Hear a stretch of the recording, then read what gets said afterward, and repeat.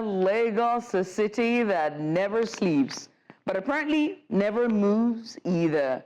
Welcome to Dirty December, where the vibe is lit.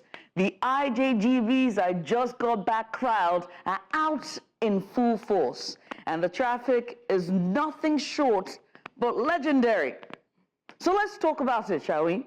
The roads of Lagos have become a parking lot thanks to a perfect storm of end-of-year festivities and influx of Nigerians returning from abroad with their fresh accent in it. Know what I mean? Yeah? And questionable navigation skills. And of course, the grand sherry on top of it is Mr. President's return to town. Ekabo, sir. Welcome, sir. Everywhere you turn, it's gridlock. Victoria Island, blocked. Lekki, blocked. Ikeja, blocked. Ikoyi, blocked. Everywhere is blocked. I'm joking. Forget about it. Mainland to the island, you better pack a lunch, dinner, and maybe breakfast for the next day, because you're going to be in traffic. And the IJGBs, they are back with their Lagos is chaotic, it's so chaotic commentary in it. Day in the life vlogs, vlogmas. Spend a day with me in Lagos. Come along with me to go get my hair braided for $30. There's more. Come and attend a Nigerian wedding with me, please. Snapping Instagram stories from car windows while holding up traffic because you're trying to take pictures of the infamous Eco roundabout, the Eco Hotel roundabout. It's enough. We get it. You've missed home, eh? Welcome back. But please, can we focus on just moving forward? Just literally, just move your car, God. Anyway, so, and as for our dear Mr. President, welcome, sir. Mr. President is back in the States, and that means road closures. Really, in Lagos. Convoys longer than a Nollywood series. I mean, it looks like a scene from a Nollywood movie as Kanayo will roll down the street with his goons and Stanley Okorie will be singing in the background, "Money good, eh?" And don't get me started on the sirens as well. Enough sirens to rival a music festival. Honestly, sir, we love that you are here. We like that you are here. But can we all just get a traffic-free day as a Christmas gift? Is there a chance we can get it, sir? Since the price of food have changed. Thank you, sir. Welcome, sir. Meanwhile, us regular Lagosians are stuck in our cars, questioning life choices, rethinking relationships and situationships, and starting new businesses on WhatsApp. Because what else is there to do in a 4-hour traffic jam besides buy sausage rolls and water? But let's be real. This is Lagos. We complain, we honk, we sweat, but we wouldn't trade it for anything, okay? Maybe a few less road closures and maybe a chance to obole, like the rest of you AJGBs. Can we also go outside, all right? It's a regular lifestyle for us, all right? You're stopping us from having fun, okay? Just allow us to go and do the obole with you. So as we navigate Dirty December, remember to keep your playlist fresh, your car snacks stocked, and your patience, somewhere nearby. It's very important that you keep it. Because Lagos traffic is not just a journey, my friends. It's an adventure. And if you are lucky, you might just find love in traffic. Come to the car next to yours and strike a conversation. Say, "Hello, sir. Are you single?" Sorry. You never know. It might even be a bonding experience with that delivery rider weaving through traffic with madness, or the hawker selling that lovely sausage that we all like and bottled water at 2 times the price. So buckle up, Lagosians. We're in for a ride literally for another week. I know there's another batch of IJGBs coming back. Please, it's full. Stay where you are. Bazzino, don't you agree with me? Well, good morning again, and welcome to your favorite weekend breakfast show. I think it's the only one on television. It's Breakfast Extra, where we bring you the stories, conversations, and insights that matter most. Here's what we've got lined up for you today. First, we'll take a deep dive into the 2025 Appropriation Bill. Finally, we've got that. Our extra special analyzing how the ambitious budgets could shape the future of Nigeria. One big story. And another, we tackle the alarming kidnapping crisis in Nigeria with ransom payments surpassing the year's defense budget. We'll ask the tough questions. Where does the security budget go? We also will be commemorating World Meditation Day on Wellness Extra, exploring how mindfulness can help us manage stress and also depression, especially during the festive season. Talking about the festive season, does it come with a regular traffic jam every single time? Your entire prologue was all about that. Oh, yes. Oh, yes. Oh. After spending 4 hours Wow. and not being able to get to the end of the air party I was trying to get to. You didn't get there? This one. Yeah, it pained me. So let me tell you my story before we take the dailies. All the HNIs were there. It was my anniversary yesterday, 10 years of marriage to my beautiful wife. Congratulations. Jennifer. Thank you very much. I'd like to say, hey, thank you for putting up with me for 10 years. It wasn't easy. So, because it was 10 years, I had this very big dinner planned now, and we were supposed to get all the way to the island. And we set off at 6, so we could get there by 7. Do you want to know when we got there? I know it was 11. 10:27. Close to 11, yeah. 10:27, and it was... Well, luckily for you, the restaurant was still they were open till 3, and we stayed there till 2. Yeah. So it goes without saying that I have had no sleep today, but it was still a great experience, and we enjoyed it. I can imagine. Congratulations to my wife and daughter who bared with me through the entire traffic. Wait, you went along with your daughter? Oh, yes. Oh, goodness me. And you guys kept her up to 2 a.m. in the morning? Well, it was a one-time thing. Hiya. We'll discuss that on another segment of Wellness Extra. But, ladies and gentlemen, let's do the papers now. Let's start with the Punch newspaper. Starting off with the Punch newspaper. Again, Port Harcourt refinery shuts down after $1.5 billion rehabilitation. Truck drivers decry week-long wait for fuel. This is Nigeria. At the top, Yuletide security agencies deploy operatives as NRC offers free train rides. And Ibadan funfair tragedy, detained Oni's ex-queen hospitalized. IG heads probe. At the very top, Wizkid, Davido, others, celebrities, beefs that shaped 2020. Oh, beefs that shaped 2024. I thought they were talking about food. It's like, what, mutton? And soaring costs, shrinking income, dampen Yuletide celebrations. We talk about that one today. If you stick around, you get to hear us. At least the weekend. And FG votes 27 billion naira for Obasanjo, Gowon, Buhari, others in 2025. Yahaya Bello regains freedom. Sorry? Yeah.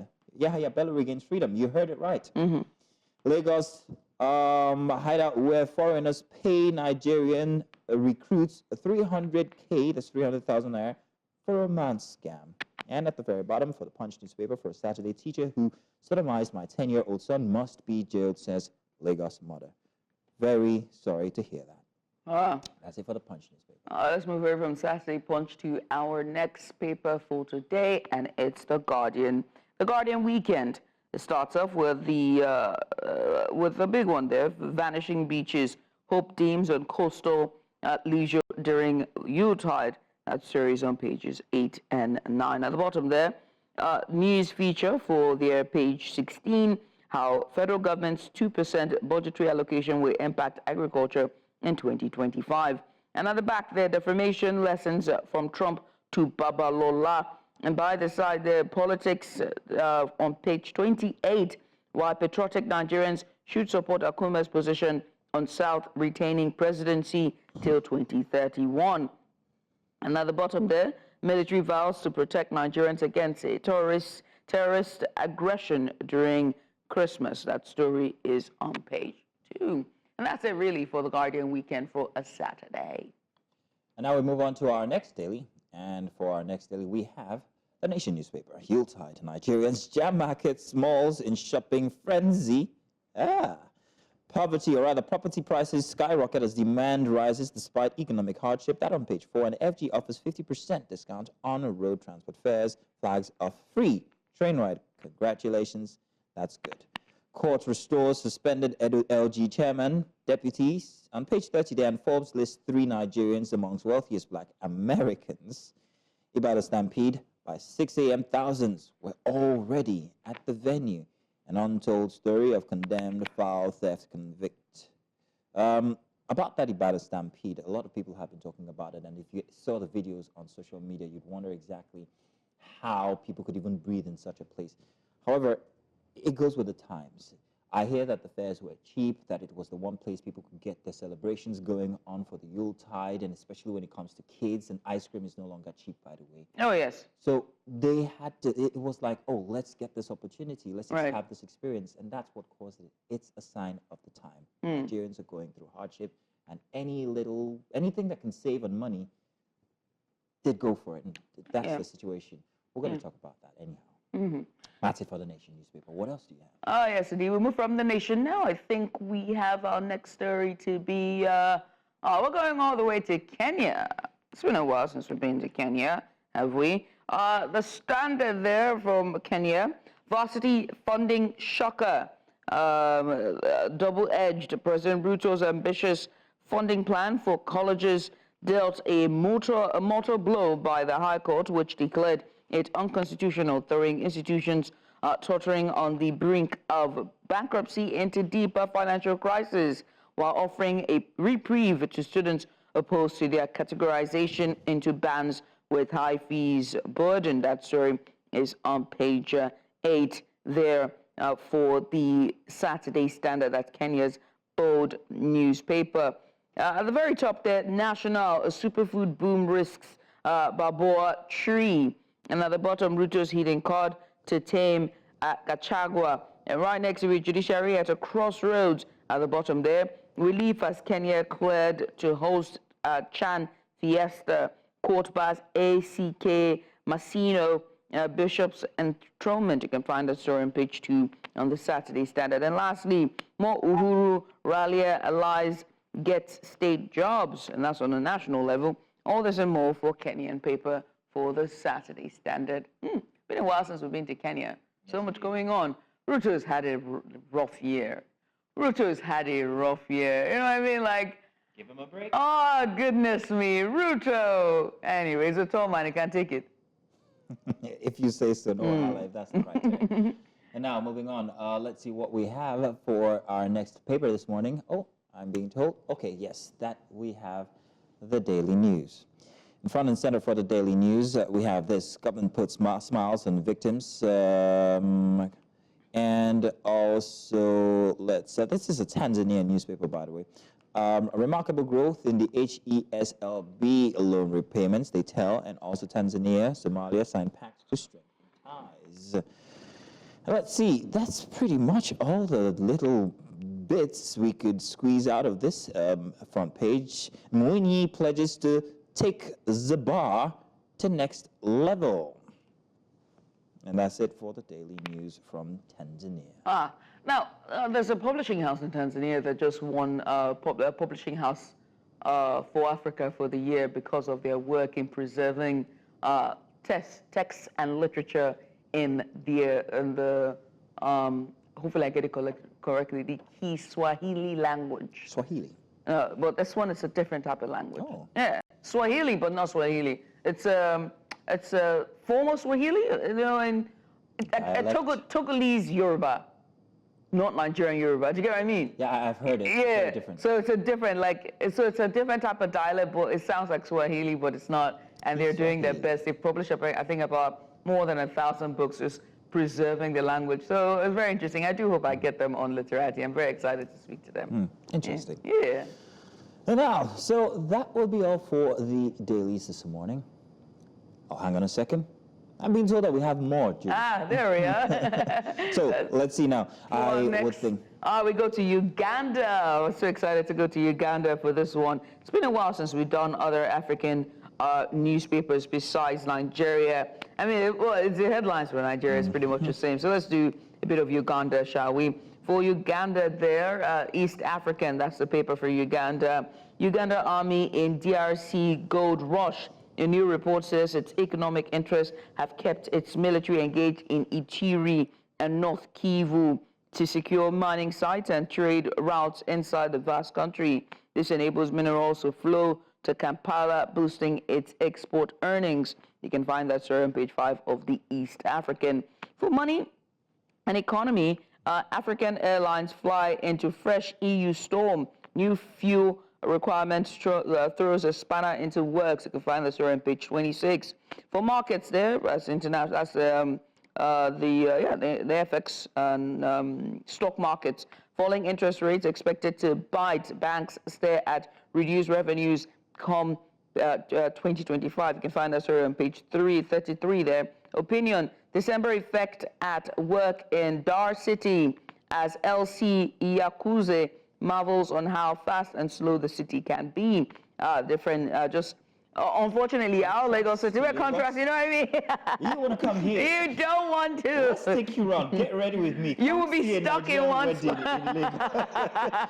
Come with me to a Nigerian wedding. When the president is around, you think you've seen something? Oh, there are roadblocks everywhere. Nigeria got something on you, Uganda. Lagos.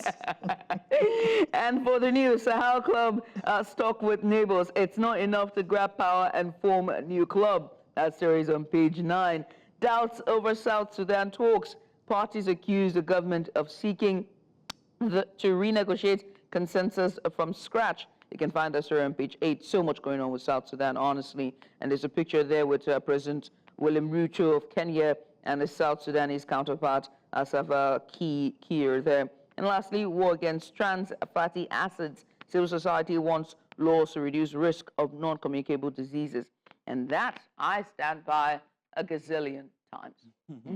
But I think we should bring it back to Nigeria now. We've got a couple of Nigerian papers that just came through. Saturday Tribune is one of them.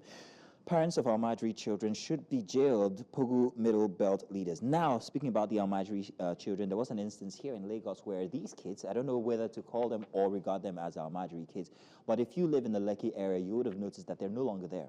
I don't know about yesterday, but from the day before when I was there, they weren't there anymore.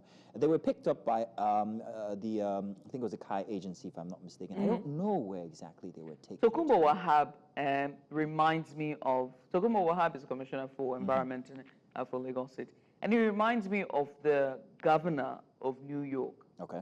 You know what? And the reason why is both of them hate loitering and just people being on the streets, just doing nothing. You know, there's a disdain for it. Would that help Lagos? Hates it. Do you think? So let us not. A priority for Lagos? Do you think? Well, that's his office, right? So it's his office. I'm not going to ask whether or not it's priority for them, but for Lagos State. Do I have permission from the producers to go into this conversation? Because yesterday I realized a new kind of depression in traffic. And there were no hawkers. There were no hawkers in traffic. We were hungry for 4 hours. We couldn't eat anything because we had starved ourselves thinking of a grand dinner coming. That's why I said you put. Yeah, I know. I heard that in your prologue. You better go with breakfast, lunch, and dinner. Pack with something. But I realized that these people are actually a cushion for society. These people actually have their places. These hawkers have their places. I don't know about the Almajiri kids and the beggars, but I'd like to think humanity for one, you know. So I was having this conversation with my wife, and I'm like, hey, we didn't really appreciate these guys until they were taken off the streets. So, Mazzino. Where are we going? Yeah. So I'm trying to not to. This is live and not scripted, so she has to. This is my brain doing its thing that it normally does. So I think that it's our comfortability in what we're so used to that when that is taken away, we don't know any other option. Does that make any sense? Yeah, it does. In a normal climate society, we should not be seeing people hawking wares on Then traffic. you make provisions. Then there shouldn't be any traffic. So there shouldn't be any traffic. So if there's traffic, I need to survive. Right, but we also do understand that we haven't seen a traffic like this in 2 Christmases. You know that, right? No. We haven't seen. No. When I say 2 Christmases, right? Okay. Christmas itself. Christmas itself. Okay. We haven't seen this type in 2 Christmases. And I say this because of the fact that last Christmas, I remember I was still working very much around that, that area. And so we haven't had that as well. And then you are stuck. The president is back in the country. Yeah. There are road closures that happened on Falomo. Twice this week. Twice this week since he got back, right? There's that. there's now the influx of IJGBs, which means that our population is now imploded. With that being said, there are now people who are doing the bar crawls, they're out at night doing Dirty December. What would you expect the government to do? Take those hawkers out of the street so it doesn't pose a threat, security threat. People are in traffic and somebody bashes your car, or do you leave them? So I'm trying to, if I'm in that position, what do I do? You know what I mean? So yeah. I agree with you, but wait until you've been married 10 years and you need to get your family to that dinner because of... Why do you know he's all Canada? Oh, my family on a bike, come on. I'm sorry, it was a Just joke. my wife will be okay, but I'm come sorry, on. Mrs. Appeal, I was only joking, it was a joke. And if I still have the permission from the producers to carry on, I talked to you talked about the IJGBs, and I say there are fewer this year because there's no real big festivities happening. Hey. But hear me out here. There's a new influx of a different kind of, I just got to Lagos. And I mean people, and I saw a lot of this yesterday, an influx of people from other states who believe that Lagos would be the place to come and jam Right. in December. And that is what you have in Lagos right now. Everybody, instead of leaving the regular exodus of people going to their villages, Right. you've got people coming to Lagos, come and have a good it's not time. I just got to Lagos, Bar I crawls and can't all. leave Lagos. There. I can't leave Lagos crowd. Let's hope that catches on. Let's hope. I can't leave Lagos. Still on the Tribune newspaper. I'm so sorry, guys. My Igbo brothers and sisters. Let's get back to the Tribune newspaper. Ibadan fanfare tragedy. Makinde cancels birthday celebrations. Ooni, ex-queen, others still in police custody. To the side of the photo story there, open grazing. Herdsmen arrested in Oyo, fined 1.7 million naira. That should be about 2 cows. 3 policemen suspect die in road accident in Ondo State. At the top for the Saturday Tribune, we've got this. Edo High Court overrules governor over LG chairman. And Ekiti Magistrate Court grants Farotimi 30 million naira bill, bars him from granting interviews. Try. That's a shame. Try. Always stifling the press. We were looking forward to having Pharaoh to be on our show. Yeah, I can always get a statement from him. It doesn't necessarily that he has to grant an interview. There you go. Yeah, I'm like, okay, do you have anything you have to say? Did we also read in the dailies that Yahaya Bello is free? Sipping my tea. Might as well put that one in there. Wike gives Abuja land owners fresh 2 weeks ultimatum to settle bills or die. My apologies. That's not part of it. To settle bills, I added the other one. But yeah, Wike is added again after being barred by the courts. He's like, okay. 2 weeks is all I give you. There you go. My uncle. Love him. That's it for the Saturday Tribune. What else do we have? I think that's pretty much all of the people we can take for now. Because, I have been told, no.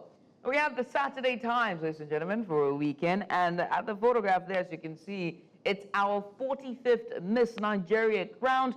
The Miss Nigeria with a prestigious crown is none other than Doris Oga. And she won this in a dazzling display of beauty and intellect. And the poet's Miss Doris Oga was crowned the 45th Miss Nigeria during a grand event at the Royal Box Center in Lagos. And Youth Central was a media partner, and that was transmitted live on our station. If you didn't catch that, where were you?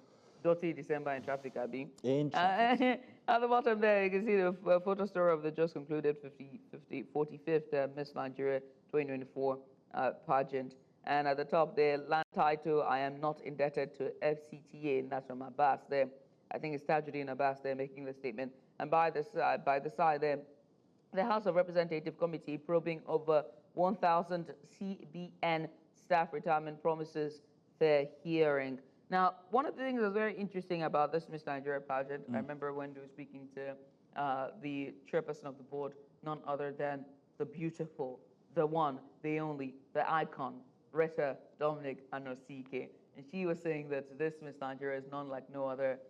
It's going to feature all kinds of women that we normally see in our everyday life. So it's not the stereotypical type inclusivity? Inclusivity. It's not the stereotypical type of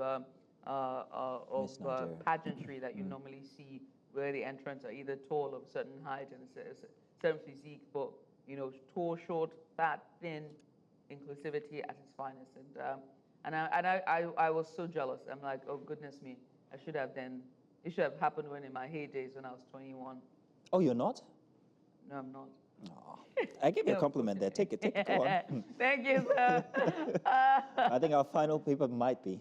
Our paper for today is Saturday Independent. Big headline here, new development commissions are duplications, waste of funds. Analysts rebuff policy, recommend government to insulate it from political intrigues and corruption. Also, new initiatives should be drivers of impactful indigenous research development funding, says investment experts. That on page 8. At the top 4, the Saturday Independence, traditional birth attendance. Stakeholders warn practitioners to minimize risk. Training, I say. 3 cops suspects die in road accident in Ore, and court nullifies Rivers APC congresses. That on page 3. At the bottom here, PDP hails High Court ruling reinstating chairman, vice chairman of 18 Edo LGAs. Says it's victory for democracy. And release of Nnaemeka will ease insecurity in Southeast, Ojukwu Jr. tells Tinubu. Going to come back to that. Nigeria spends over $19 million on importation of motorcycle spare parts annually. NADDC, DG. Why is there a focus on motorcycles? It's the poor man's means of transportation. Please, if you're going to do anything about it, don't overdo it. Please. Trying to buy a scooter. Don't try it, John. And I dare say that that is a wise decision and investment. Yeah, but I don't like the sun. That's the thing. How do you get a scooter that has a sun shield? No, that's not going to work. It's not going to work. But these days, you'd find that people have to rely on these means of transportation because it's cost-effective at this point. And if I can't afford an Okada or the regular motorcycle, I'd have to go for a scooter. I'll tell you one thing. I'm looking to buy one too. Across the street, actually. Just across the street. Yeah, there's a place across. Okay. Yeah, it's true. Never mind that. That will be all for the dailies this morning. Do stay tuned as we're going to be commencing with either a big report or a big story. Not sure which, but when we get back, we'll be taking you on that journey.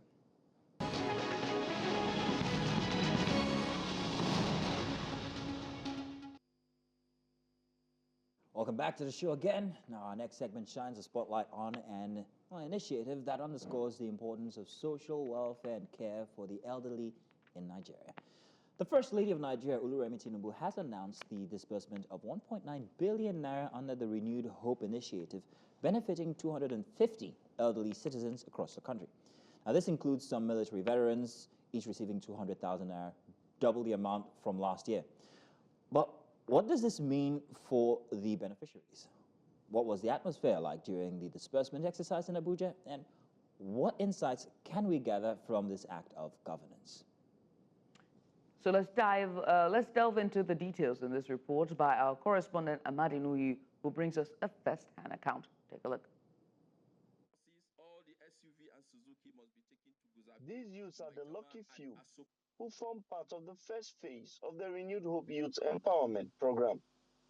Selected from the different area councils of Abuja, they will be receiving support from the FCT administration as it launches the Empowerment Program. The mandate secretary of the Youth Secretariat of the FCT highlighted the number of vehicles to be distributed at the program. Today, we are here to witness a Renew Hope Youth Empowerment Program. The Minister has approved the distribution of 80 last-mile vehicles to the FCT youth. And the distributions of these vehicles are as follows. We have 20 hires, we have 30 SUV, and we have 30 Suzuki. He says that the program will impact tremendously on the federal capital. After today, I want to tell you that social vices, crimes, unemployment, and self-independence has started in FCT.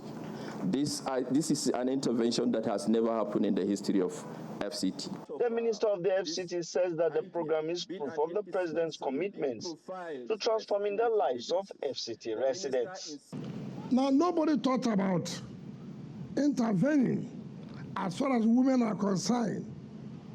Nobody talked about intervening as far as the youth are concerned.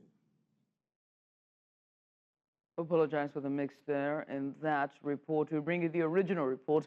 But joining us now is Nnaemeka. He is the head of News Central's Abuja Bureau, and he joins us for more on this. Nnaemeka, thank you so much for the insightful report. Now, let's get closer into this. You were at the disbursement exercise in Abuja.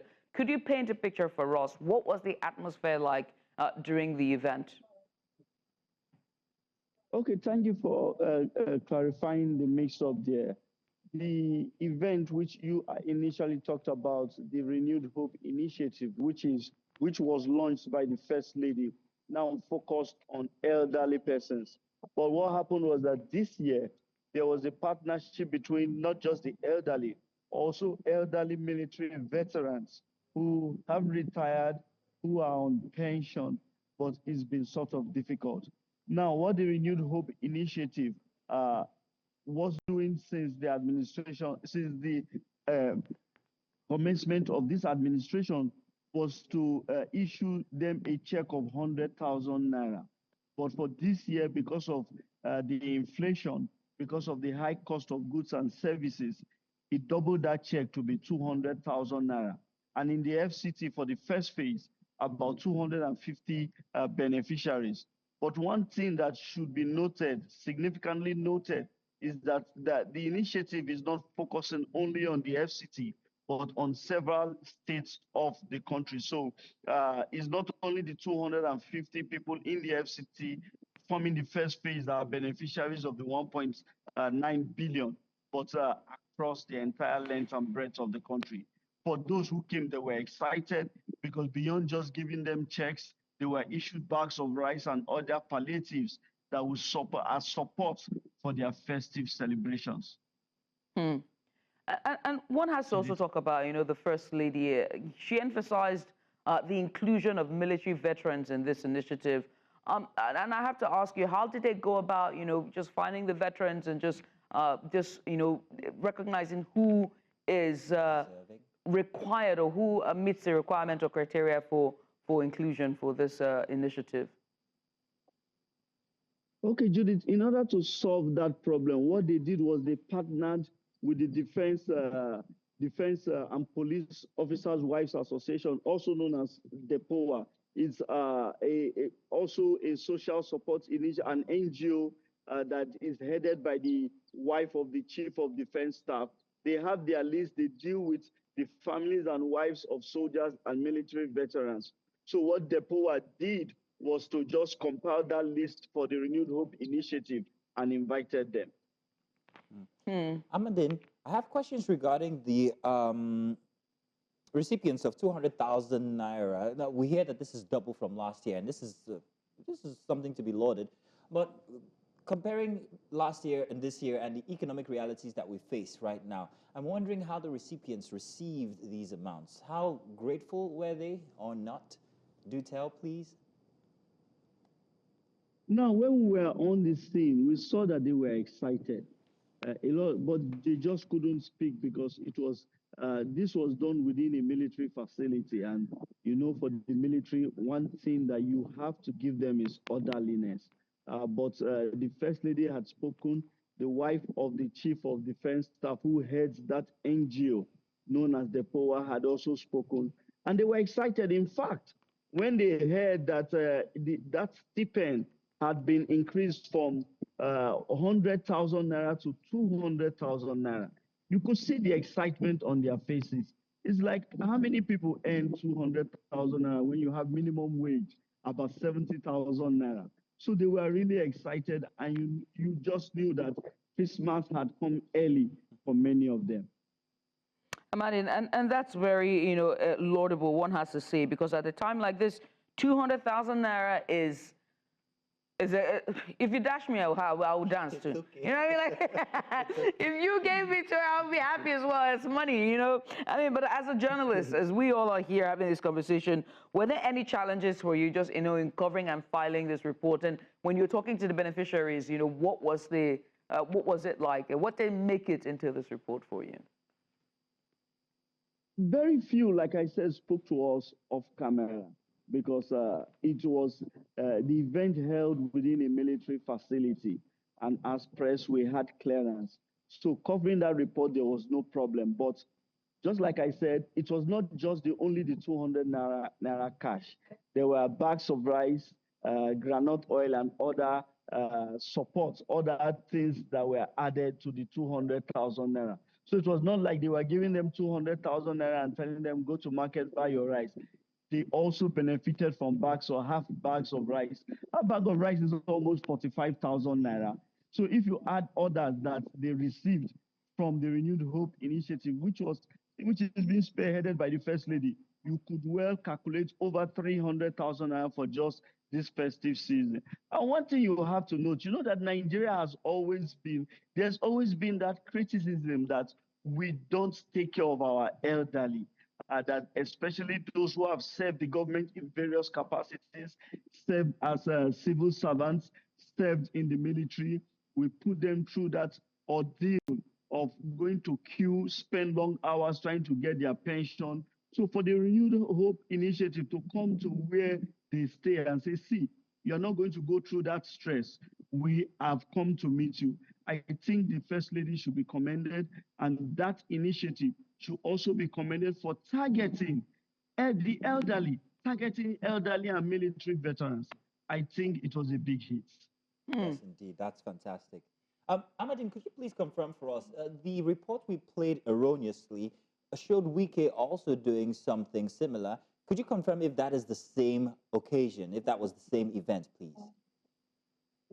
No, the report you played earlier was when Wike distributed palliatives still under the Renewed Hope Youth Initiative. He distributed vehicles, provided support to youth within the FCT. Remember that youths had always been complaining that they are just in the city center. They see a lot of development. There are no jobs. They don't have, there's no connection between them and the administration. So what the FCT Minister did was that after commissioning a series of programs, a series of projects, what he did was that for the last day, he gathered youth, bought vehicles, because they are trying to scrap private vehicles, trying to stop them from engaging in transportation services, because many have attributed it to the one chance syndrome and saying criminal syndicates like the one chance are taking advantage of it. So what the FCT administration has begun to do, they buy vehicles, distribute to the youth, and tell them use it for transportation. They allocate them to certain areas within the FCT and say, we don't want to see private operators but we are going to provide vehicles, let the youth use it. And the vehicles were provided as grants.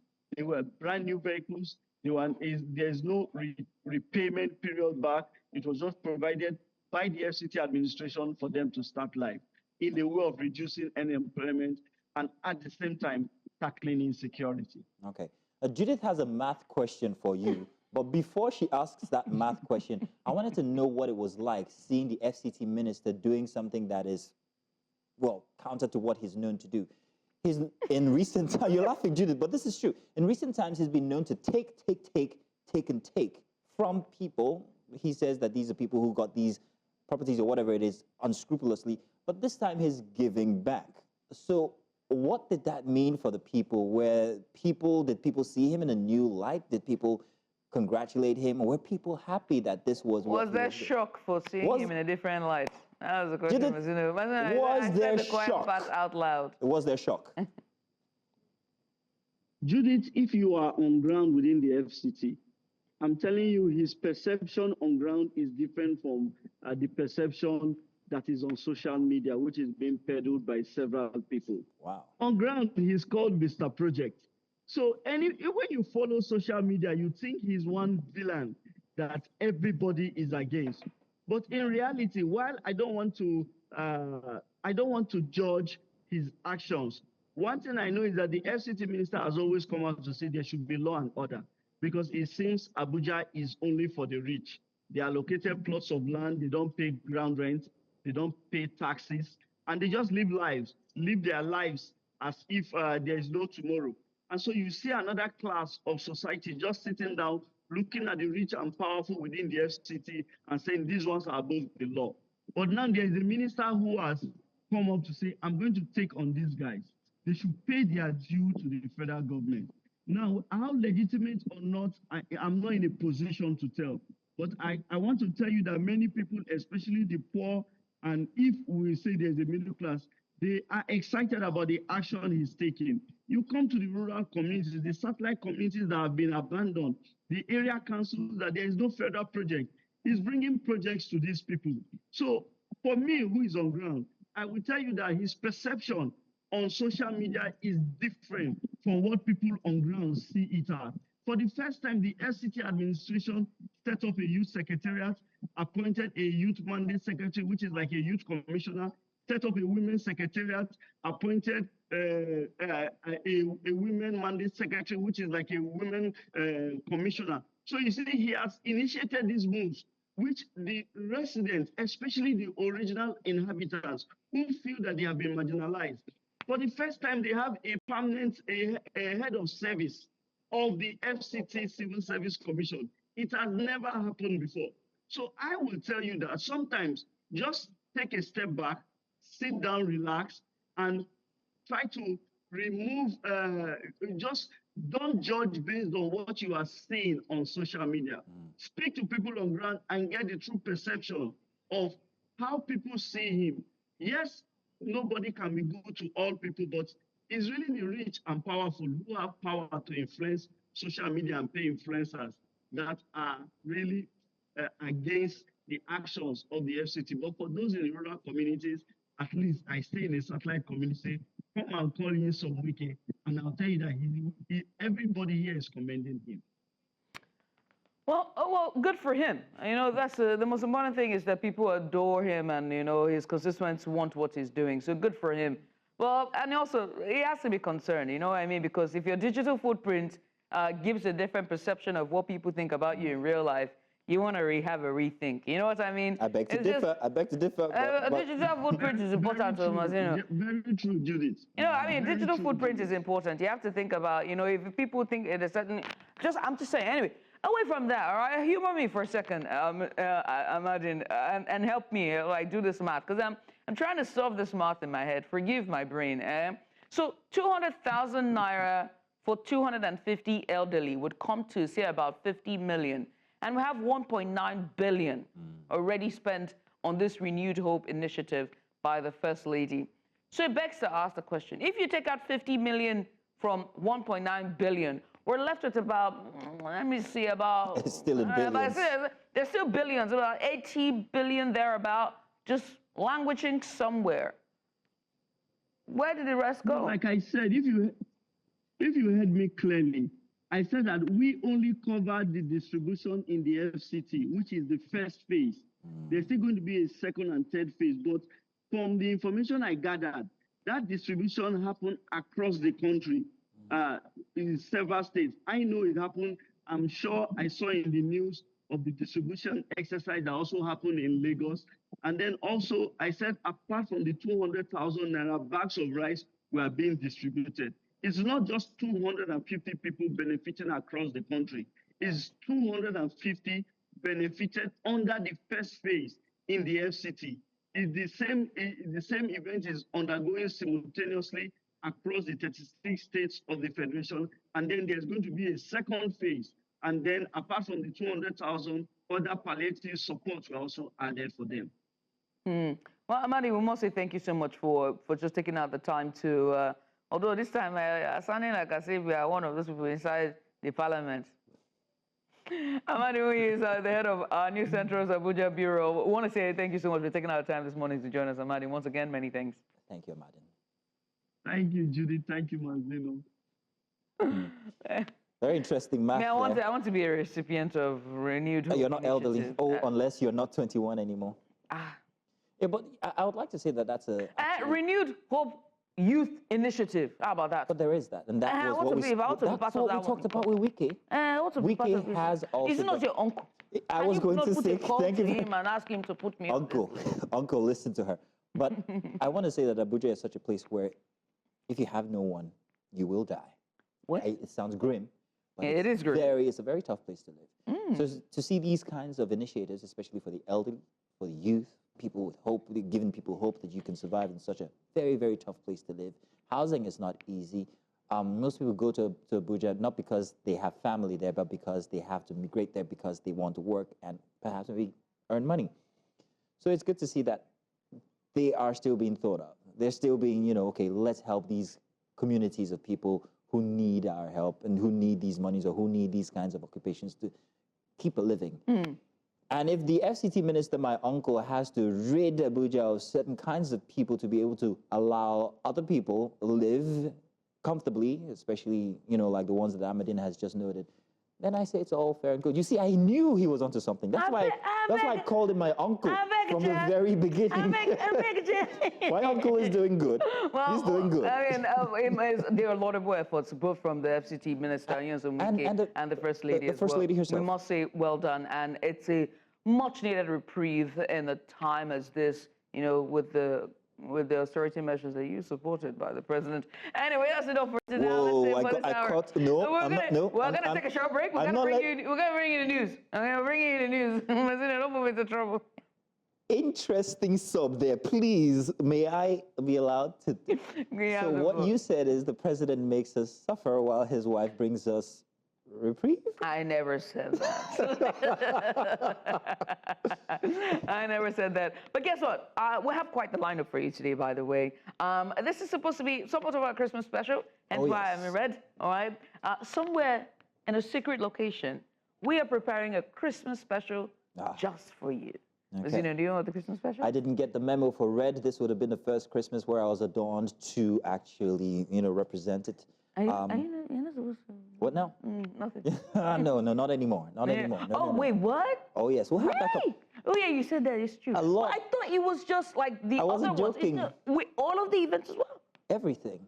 Oh, my God. I will be 1 year. You are going really rogue, man. I'll be 1 year old. What? Next March. What? Inside joke, we apologize. I apologize. He's Magneto and I'm just Xavier. Like, I'm just confusion. Okay? I'll explain. Who is this guy, Let's do a quick break. When we get back, we'll be bringing you the news and then our Christmas special here on Breakfast Extra. And if you're single, get ready for your pajamas because we're having a pajama party later on inside the 9 o'clock hour. Don't go anywhere.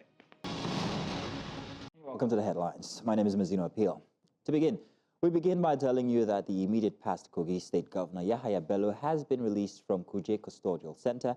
The former governor is back home after meeting the bail conditions set by the Federal Capital Territory High Court in Maitama, Abuja. This was confirmed by the spokesperson for the Nigerian Correctional Service, FCT Command, Adamu Duza. Bello was granted bail on Thursday by Justice Marianne Anene in the sum of 500 million naira. The former governor is being prosecuted by the Economic and Financial Crimes Commission on a 16-count charge of conspiracy, criminal breach of trust, and unlawful possession of property. Meanwhile, human rights lawyer Dele Farotimi has been granted 30 million naira bail by a magistrate court in Ekiti State. The court also asked Farotimi to provide 3 sureties with a landed property within the jurisdiction. He was told to refrain from media interviews and to submit his international passport while the case has been adjourned till 13th of February 2025. Farotimi is being prosecuted before a Chief Magistrate's Court in Ado-Ekiti, Ekiti State, for allegedly defaming a senior advocate of Nigeria, Afe Babalola. Earlier, National Secretary Youth Rights Campaign Francis Nwapa shared his thoughts on this. The condition is stringent, just like, and I see this as part of a broader attempt to continue to clamp down on civil space, continue to witch hunt whistleblowers, continue to shrink, democratic space in Nigeria. I mean, the ruling, asking him not to, grant interview. Is draconian.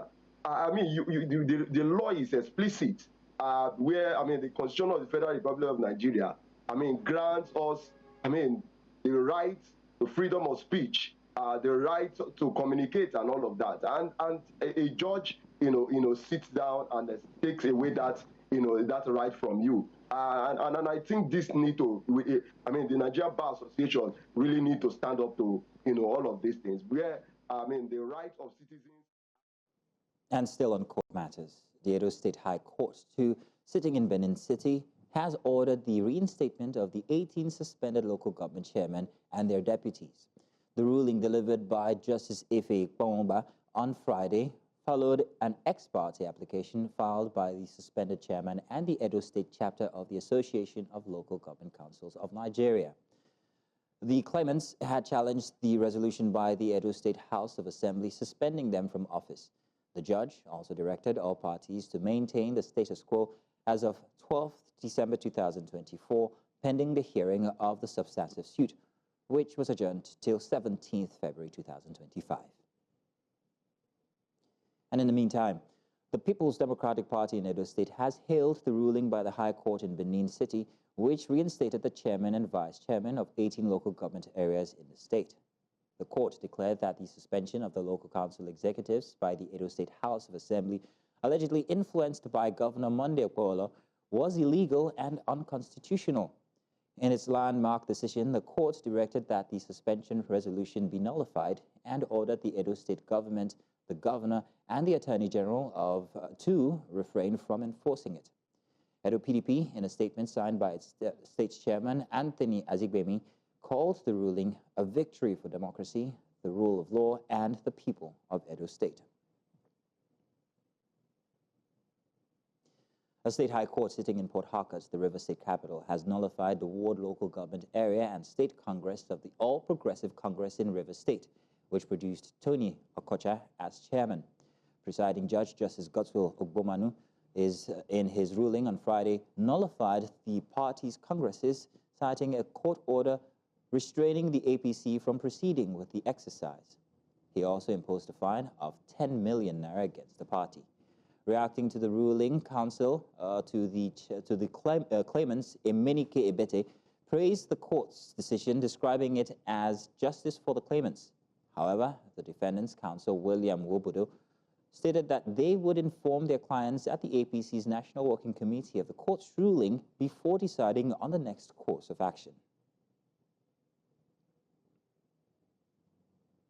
And the Minister of the Federal Capital Territory, Nyesom Wike, has given owners of the 762 plots of land in Maitama 2 District Cadastral Zone A10, Abuja, a fresh 2-week ultimatum to pay for their certificates of occupancy or risk final revocation of their allocation.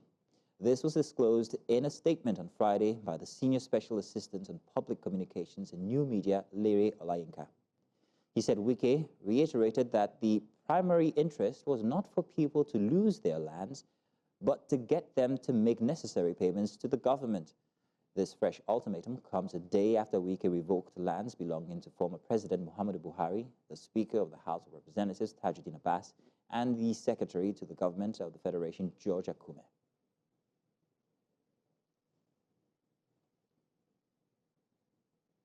In the meantime, the Minister of the Federal Capital Territory, Nyesom Wike, has assured residents of the capital that the administration is ready to provide 24-hour security and surveillance during the festive celebrations. The minister made this known after a meeting with security operatives on plans being put in place to ensure that criminals do not take advantage of the Christmas and New Year festivities. Also, the Commissioner of Police for the Federal Capital Territory assured that security agencies will not let their guards down, as they will work together to ensure that citizens can go about their normal activities during the Yuletide.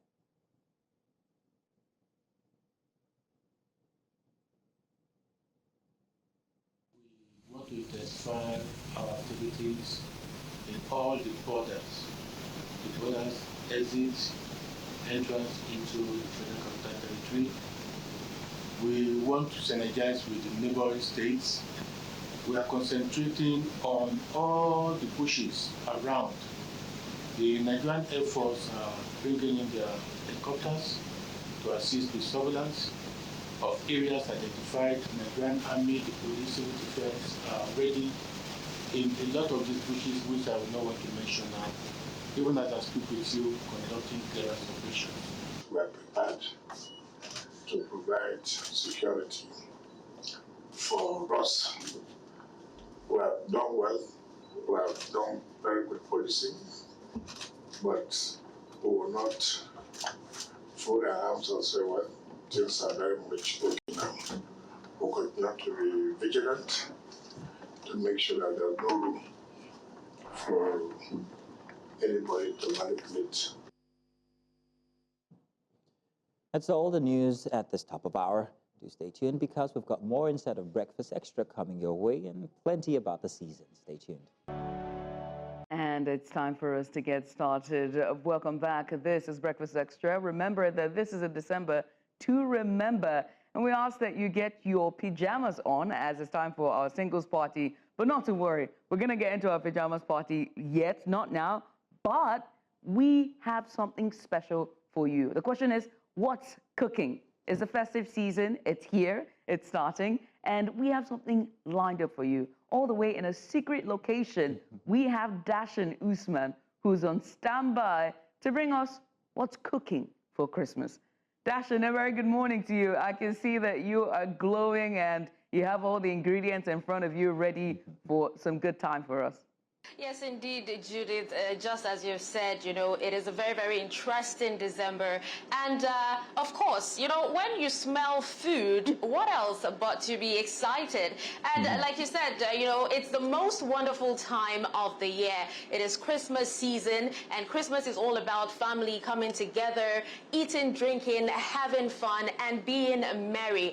And like you said, we are in a secret location, and today, this is not my kitchen, by the way. Today, we're going to be preparing the perfect Christmas family meal for you. And I have no other person but the culinary expert, Ife Mogeku, and she's here with me from Ife's kitchen to actually tell us what is going to be cooking today, for Christmas. Thank you so much for joining us, Ife. It's a pleasure to have you here. Thank you. All right, so I can see that, there's a lot of ingredients, and I know the viewers are really excited to know what the perfect Christmas meal or Christmas family meal is. So what are you preparing for us today? Okay, so hi everyone. Today I'm going to be making my garlic soy pasta. Now, most times for Christmas, people are always big on jollof rice, fried rice. So switching things up a bit, it's Christmas, let's do things differently, right? So I'm going to show you how to make a very simple pasta dish with chicken and bell peppers.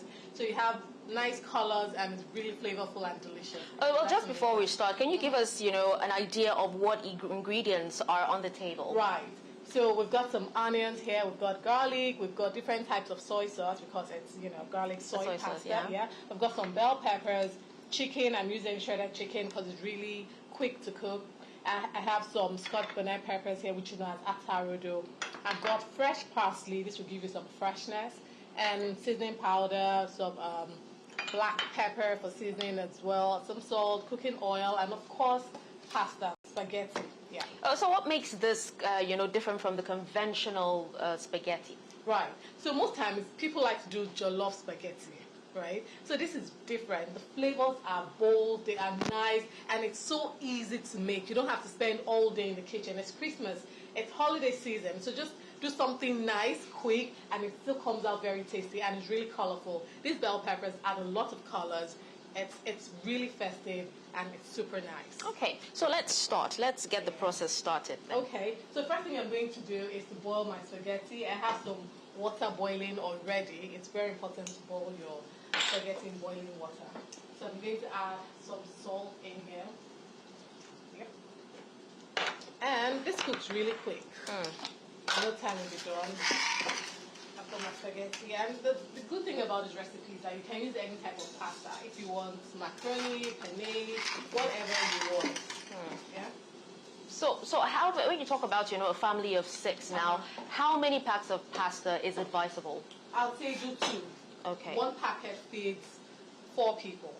So 1.5. That's 6 people. But depends on how big the appetite is. But how economical is making this particular, pasta soy sauce? Because we know what the economy is saying and how, purchasing power has reduced and people are suffering at the moment. Some people might not even be able to celebrate Christmas as they want to. So how economical is it, to make this? It is it's quite economical. Right, I told you we're using soy sauce. Now you can use this bottle for as long as you can use them. They're not very expensive, so just get these bottles. It's not a one-time thing. You just need a little quantity. I'm using chicken breast today. If you have beef, if you have fish, whatever, if you have eggs, just boiled eggs, it's fine. So you see, and then we have our vegetables here.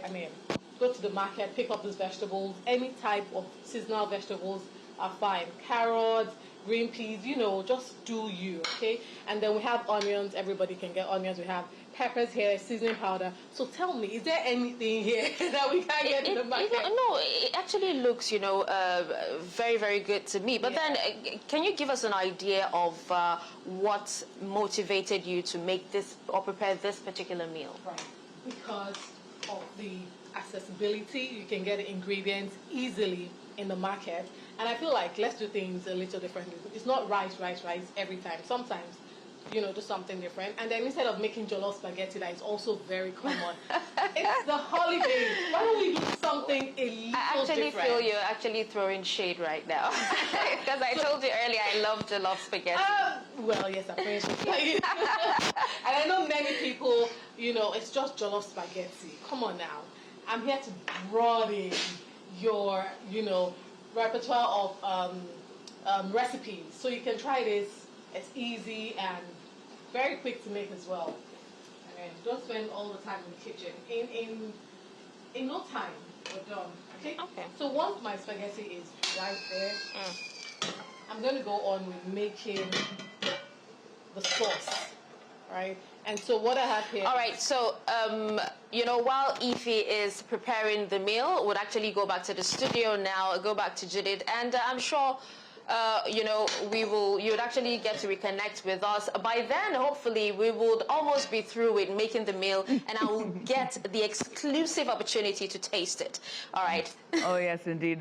The fact that you're going to be the first person to taste that meal from Ife there is killing me. Well, Ife, well done. Dashin, well done. Well, it's back here in the studio, away from all that cooking and jolliness and festivities and yumminess. Let's come back and do some celebration. As I said earlier, the festive season is here, and what better way to celebrate than to party? And that's all about, a party that's all about fun, connection, and great vibes. So this past weekend, the much anticipated Olive's singles PJ party took Lagos by storm. It was a night of cozy pyjamas, soulful music, delicious food, and unforgettable moments. From TikTok challenges to live performances, this event proved that being single during the holidays is a vibe all on its own. And here's a glimpse into this very magical night. Take a look. Says singles can't have the time of their lives. Well, the third edition of Olive's Singles PJ's Party proves that being single is such a vibe. It's all about good vibes, cozy pyjamas, and unforgettable memories as journalists, event hosts, and New Central TV's very own Olive Imodi through the ultimate festive bash. From exciting karaoke games to TikTok dance challenges that had everyone on their toes, to heartwarming emotional moments that reminded us all of the beauty of connection and friendship. And talk about a feast, with plenty of delicious food and drinks flowing. No one was left hungry or thirsty.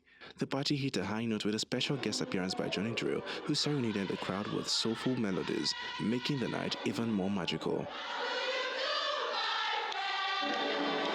The energy was electric, the entertainment unmatched, and let's not even get started on those killer dance moves. I'm so proud of Olive. I'm so happy that she can organize something like this, single-handedly and with some good friends. I feel super excited. When I dropped the comment on Instagram, I didn't think at all that I was going to be selected. But when I got the message that I was selected, in fact, my excitement started then. So I'm excited today. It's been fun meeting with other ladies, pictures, dancing, doing TikTok, things that I would normally not do. It's been fun. It's not even Christmas yet, and I'm even having everything. I don't even know. What is happening right now is my best Christmas gift. I feel really good. Like, this has been a really good day for me because I've had quite a year, and I think that in the last few months, this has been my happiest, so I'm really happy about this. I am so proud of Olive. Olive, I don't know if I'm looking at it. Am I looking at it? Olive, I'm so proud of you. There were a lot of ups and downs getting this to the point it is at today, and the fact that she's been so resilient, she didn't give up, and she's pulled it off so beautifully. What can I say? I'm so proud of Olive, and it's a beautiful event. You need to look at this place. It's gorgeous. Well, I think I first heard of this event last year. Don't mind Olive. She didn't tell me she was doing it. I just saw there was a Christmas pyjamas party somewhere that Olive organized. Anyways, yeah. So it was last year I heard about it, and she did explain the concept to me, and I think it's very amazing. It's very thoughtful. And big shout out to Olive for making this happen, for putting this together. I had so much fun today. It's very amazing energy, very amazing crowd, and very blessed to be here. See how excited all these women are. I mean, that's about how excited I am as well. I think it's a very beautiful initiative, and yeah, it's fantastic.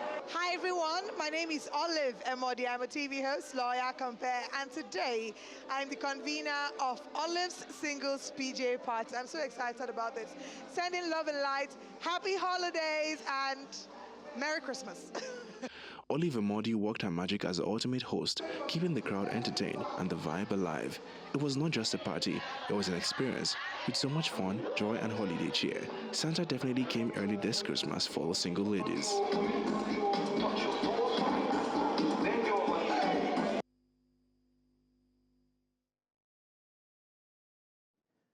Well, that was quite an incredible night, and a big shout out to Olive Emodi for hosting such a fantastic event. And joining us now to tell us more about Olive's single PJ party is the woman behind the magic herself, journalist and event host, the one and only, our very own Olive Emodi. There we go. Olive, two things. First off, we're giving you an invoice for after, and then and then a singles PJ party for women. I wasn't invited. Are you single? Huh. Are you female? I'm not though. Let's be honest. I'm not there. No, you're not. I'm not there. But congratulations. Thank you. Thank you very much. We were talking from before. We came on and introduced Olive, and we could see the excitement. You actually started the interview even before we came on air with you. Because you asked her questions. Yeah, I did. I had to, because she was so excited. She was pouring over the rim. Olive, why? Why? Thank you very much. That's a really good question. And I think it's important to me that people understand the why, so it doesn't just look like it's, vibes, and it just doesn't look like, it's a different, just something we're doing for fun. So 4 Christmases ago, I went to visit my mom, and after visiting my mom, my nieces, it was a great Christmas, but for some reason, I left still feeling lonely. And I don't think people talk about loneliness at Christmas as much as they should. Yes, Christmas is a time for family, but then there's this new trend where couples put up pajama photos, husband and wife, and then they write this long episode, and I love it. I don't. No, honestly, I love it. I would literally camp under these couples' pages and just be dropping heart smiley, watching other people's love used to warm my heart. But for some reason that year, I felt like I was battling a form of depression.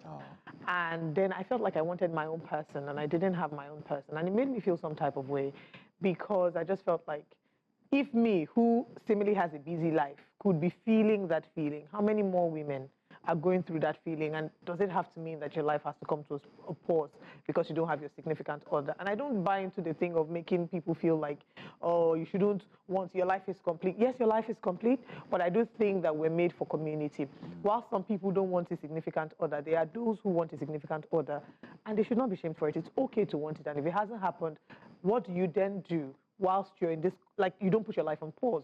You start to do all the things that you wanted to do, and live the best quality of life. Anyway, so the next year, I put up a random post on Instagram saying, I'm flirting with the idea of doing a pyjamas photo shoot for single people. It's not only married people that will be doing Merry Christmas for me and mine. What say you? And then people started reaching out. This one says, I'll give you pajamas, I'll give you makeup. Light bulb moment right there. I'll give you hair. Event Center reached out to me. You can come and host it at our place. Every vendor gave me things for free. Wow. Food, cake, every single thing. And that's how the Olive Singles PJ Party was born. We did the first edition, and we did it 3 years ago. We did, and at the first edition, we had Dario. When was the first edition? This is 2022. Okay, so after the pandemic. Yes, after the pandemic. So we had Ife Diary of a Niger Girl come surprise the ladies, and they went crazy to see her. We had Rika Sani, who came there and sang for us and spent time with us. And then the next year, that was last year, it was another wonderful moment. We did the same thing, and then we had Temps surprise us. We had Koti EO surprise us, and there's another story about behind there surprising us. But then we also had Steph Busari, who came to share her story with us. We had the real Femi. Ayo Mairo essay was in both editions, the first and the second. So what we do is, it's not just an avenue for women to come and take pictures.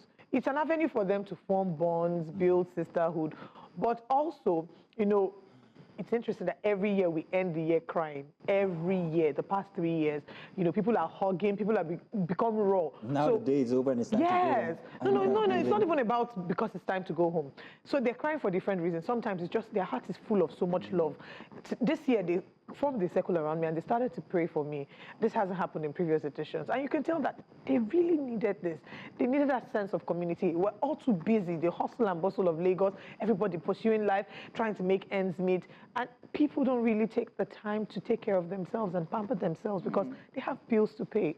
So yes, this year we had Johnny Drill. I mean, the package has told us who we had. Johnny Drill was our star performer. We had other celebrities come and surprise us. Lolo, Annie, the real Femi, and then I had my mom. Oh, yes. Right. Yeah, we saw the one and only, the original. Yes, the original single. Yeah, the original Miss Yes. How so? My mom has been a widow for the most part of my life. My father died when I was, I think, 9 going on 10.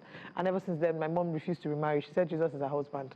But I think that seeing my mom and having raised us, my sisters and I, and by the grace of God, we turned out well, seeing her being able to do it and live a good quality of life.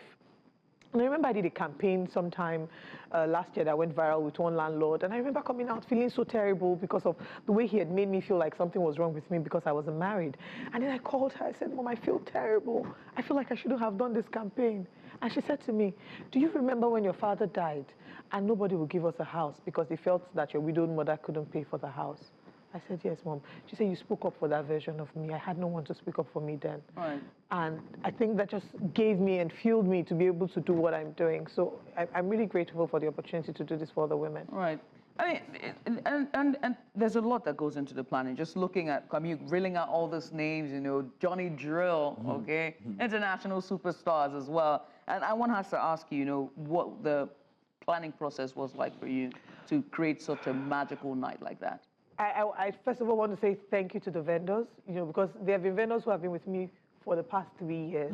They give their time, their effort, their goods and their services for free without collecting a dime.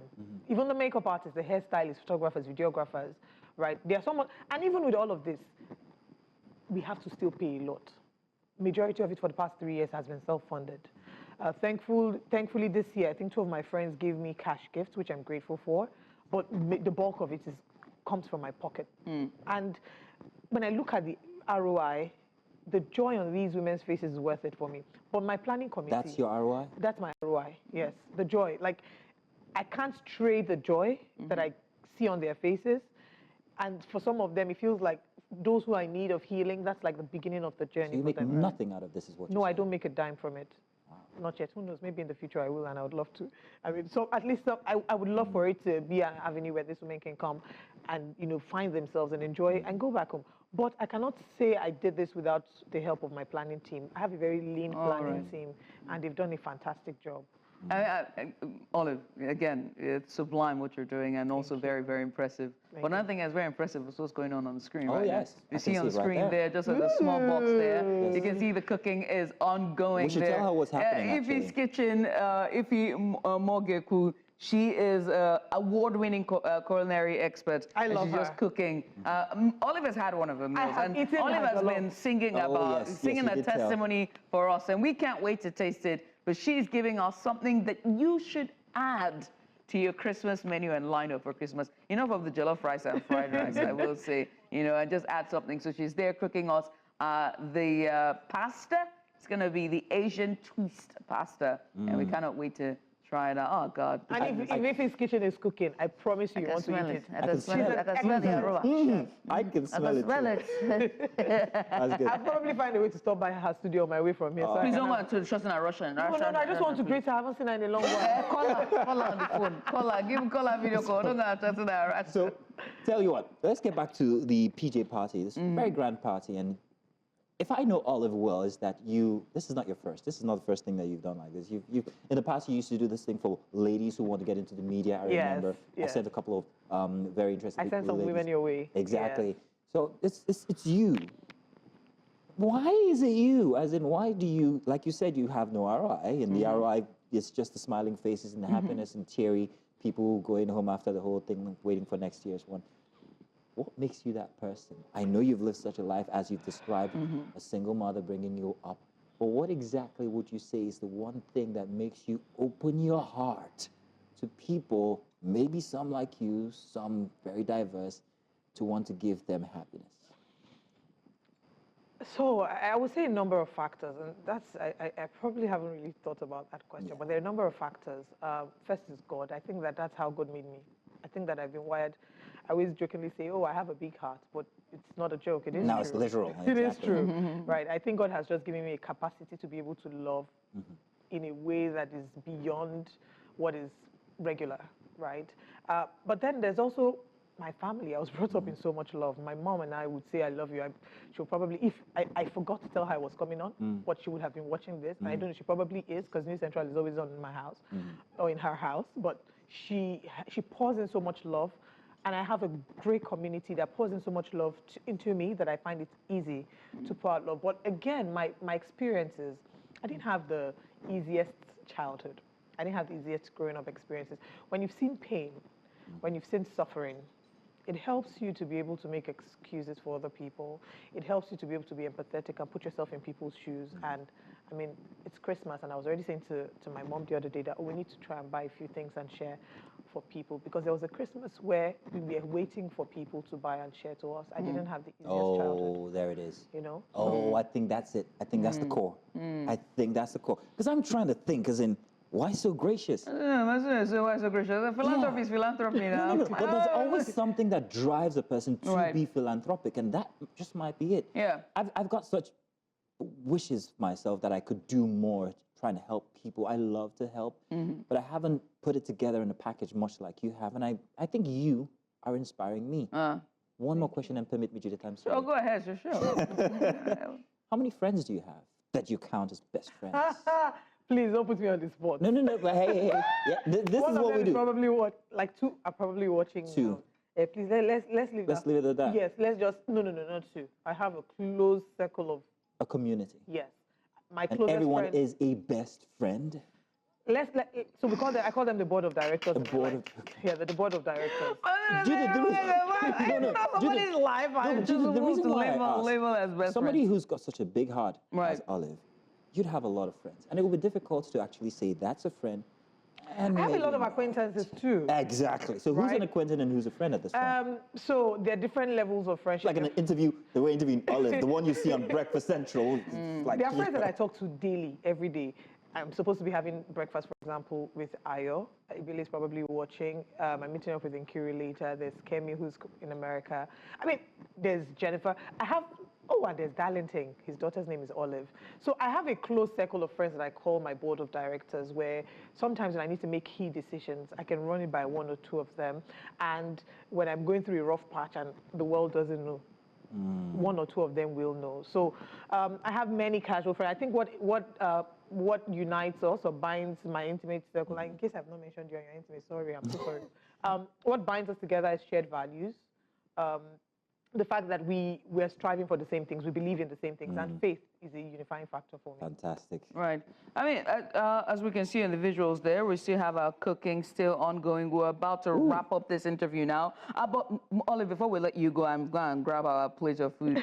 With the success of this year's PJ party, very quickly, because I'm being pressed for time, can we expect another annual party? Yes. And would it be much bigger? Yes, I'm hoping it will be much bigger. I'm hoping that I will get more people who will see this and think, I want to put my money there. The dream for us is to be able to take this around the world. I see people say, oh, when will people in Abuja have an opportunity to have this? Around Nigeria or the world? The world. Let's dream Nice. big. Yes, so being able to do, maybe I close out my December, New Central would have find a way. Do Lagos, do Abuja, do Port Harcourt, go to London, and just create these experiences for different Fantastic. women. Fantastic. We're out of time, but I'll tell you something. All the vendors bringing in their different contributions. I'm a vendor and I'll be bringing mine next year. I love that. You want to know what I'll be bringing? Don't go. You want to teach them how to ride power bikes? No, I'll be bringing the men. There we go. That's another Olive Singles Network. We'll figure out something. We'll do like a mixer. Oh for my men God. and women to meet. Anyway, well, it's time for us to get back. I can't wait to get to the food. I don't know. Can you tell? I actually want to get to the food. I wish I could take the food with me. But they are on standby. Olive is here with us, but we have to go quickly to meet Dashan Usman and Ife Mogeku, who is, of course, there at Ife's Kitchen in a secret location. Ife's Kitchen, if you can hear us, thank you so much, ladies, for being on ground, and tell us is it ready? Already. It looks ready.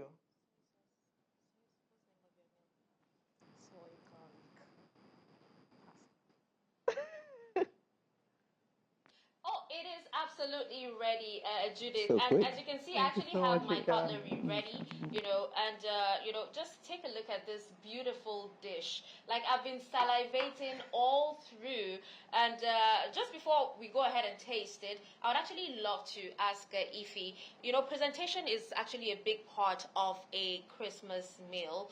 So can you go ahead and tell us what tips do you have for a family to be able to present, because I can see all the colors and everything as well. What tips do you have for families so they can impress their guests? Right, so one easy tip or trick is to use colorful vegetables. That does half of the work already. And then when you're plating, be mindful, be intentional about it, Just go a little extra, just don't dump your food on the plate. Use some nice garnishes, tomatoes, cucumber, I beg your pardon, cucumber, tomatoes, anything colorful and nice to garnish it, but don't use things that don't have any business with the dish. Get that? So yeah, a really, really easy way just to use colorful vegetables and nice garnishes. All right, so let's try it together. Okay. So Judith, I know you actually wish this was you, but let's just go ahead and try this. Oh yes, looking. Ooh. Oh, Right way to do it. Look at that. Lovely. Oh my goodness. Lovely. This is absolutely delicious, I must say. I can taste everything. It's perfectly combined. I can taste the pepper, not too much. I can taste the garlic. I can taste the soy sauce. And one thing I actually learned, from mixing light soy sauce and dark soy sauce, is the fact that you did say that, one gives you color and the other gives you flavor. Yeah, more flavor. Yes. This is absolutely really, really delicious. So while I'm actually enjoying my meal, you've actually won so many awards, right? Yes. So which one is the most memorable award for you? Which is it? Frankly speaking, all of it. I can't pick out one because they're all from prestigious organization and they all mean something. So every single one of it, no matter where I get it from, means a lot. It's just it just reminds me that people are watching and people really appreciate what I do. It's the recognition for me. So every single award has blown my mind and has left a lasting impression on me, and they're very memorable. So. All right. So, I wish you many more awards Thank and you. compliments of the season. And Thanks, definitely, let us know if you'll be trying this particular dish this festive season, because I know I will. And hopefully I'll send you a picture. Please do. Yeah. I love to see Absolutely pictures. delicious. Thank you so much, Judith. Over to you, Judith and Mazino. Ah, goodness me, Dashan, I am so jealous. I am. It's What's Cooking, a Christmas family meal. That was Dashan Usman there, live at Ife's Kitchen with the award-winning culinary expert, Ife Mogeku. We're going to a short break. When we come back, we are going to be commemorating World Meditation Day. Mind over mood, mind over traffic, mind over dirty December people. IJGBs, I just go back. Please, let's go on a break. I'm having a headache. Meditation.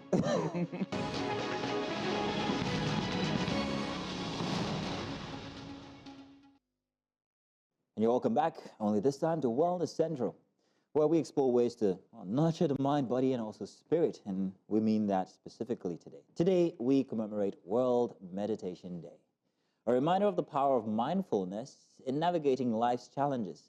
As festive season approaches, in fact, it is here, many are filled with joy, but for some, this time of year can bring heightened stress and feelings of depression. So how can we cultivate a resilient mind and find peace amid the hustle and bustle and traffic of festive preparations? To help us unpack this, we are joined by Sekant Pal, the Director of Art of Living Nigeria, an organization that is renowned for its work in mindfulness, meditation, and holistic living. Thank you for joining us, Sekant. Thank you very much for joining us. Thank you. Thank you. Thank you for having me. Thank you for coming on. Today, it's World Meditation Day, right? Yes. What does this day mean to you? Let's start with that. I mean, this day, I've been a practitioner of meditation for past 25 years now, regularly. So this day means great to me, because meditation has really helped millions of people worldwide out of depression, aggression, anxiety, stress, which the whole world is, struggling today. How to find the mechanism which can help them to reduce the anxiety and stress. So I mean, this day, when the world is finding the solutions, so what are the solutions? So this meditation comes, handy. Now, many people mistake meditation for a form of religion. How untrue is that? I mean, I would say it's not like that. That's a misconception. Because it's been a practice, though it is originated in India, and many faiths in the world have some sort of mindfulness. They do practice it. But as far as it is, if you relate it to the religion, that's absolutely, not right. Now there are so many researches which has gone into it. They say that when you meditate, the gray matter in the brain increases. It improves your overall physiological, mental, emotional health. So meditation is not something really. It's like a relaxation. How to relax. Okay, so if I was to ask you to describe specifically the anatomy of meditation, what do I do? What happens inside of my brain? What happens to my mindfulness? What am I doing? What? When you start meditating, the first thing that happens to you, it relaxes your mind. See, when you're in an anxious state of mind, when you're angry, excited, or maybe dejected, so you're not able to focus on your work. So first thing that it does, it calms down your mind. So when your mind is calm, settled, you're able to focus on your work more, isn't it? So this really relaxes your mind, and it also aligns both the right and left hemispheres of the mind. Right is all logical, left is logical, and right is all aesthetic sense that you have. So it brings balance between these two. No wonder they say people's space reflects who they are. Interesting. Yeah. Now, we're leaving Lagos. It's hustle and bustle as well. On a regular day in Lagos, the sun already can make you lose your mind. What more, there's traffic. And now that we're in the festive season, I can only imagine it's heightened. What advice would you give to managing depression or just a feeling of loneliness coupled with all the bustle, just anxiety just for this season? Absolutely, you're very right. Because the whole world now, the world leaders are thinking, leaders across the globe, they are thinking what to do. So now this is a very, very right time that the United Nations recognized that the importance of meditation. So they declared the the first meditation day. So now, given the situation, the current scenario, whether it's economic or maybe the go-slows, if you specifically talk about the Lagos, right? Yes. We also got stuck for 2-3 hours yesterday. It was horrible yesterday. Yes. So how to manage the anxiety that you get? My driver, he was just shouting. He was looking here and there. I said, come on, relax. Take few long, deep breaths. He said, why are you so anxious about it? Did it work for him? Yes. He said he was doing it very often. So I said, come on, why don't you relax? There's a huge line. It will take 1.5 hours. We were a Google map, right? We were watching. Then you multiply that by 3 because... See, I said, come on, relax. When he was doing it very frequent, it was, I was just watching because he was very annoyed, very impatient. So I said, why don't you take 3-4 breaths? He said, okay, will it work? Okay, you see, because the traffic, we can't move. So you sit and take few breaths. And after that, I noticed that he was very relaxed and calmer. But Judith, do you want to try? Can we try? Yeah, of Yeah, course, well, I why take not? deep breaths every day, just thinking about my bank account and just the state of the nation. I'm like, even when I'm on this show, you can hear me do. But let's try. Yeah. Let's try. All right, let's do it together. Of course. So What do when we you're have to do? taking a deep breath, how long do you have to hold it in for, and where does it go through? Depends on your lung capacity. So some you can take a little longer. Because I'm the practitioner, so I can take deep longer breath. Ah. Yeah, because we use only 30% lung capacity.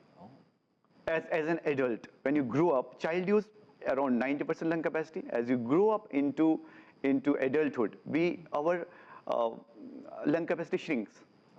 It comes to 30, 35. If you're into sports, if you're into, you do some aerobics, all this stuff, then you may use little, about 40, 45? Yes, 40, 45, yes. But if you don't meditate at all, if you don't do any physical exercises, then your lung capacity is 30 to 35%. Then if you now So smoke on top of it.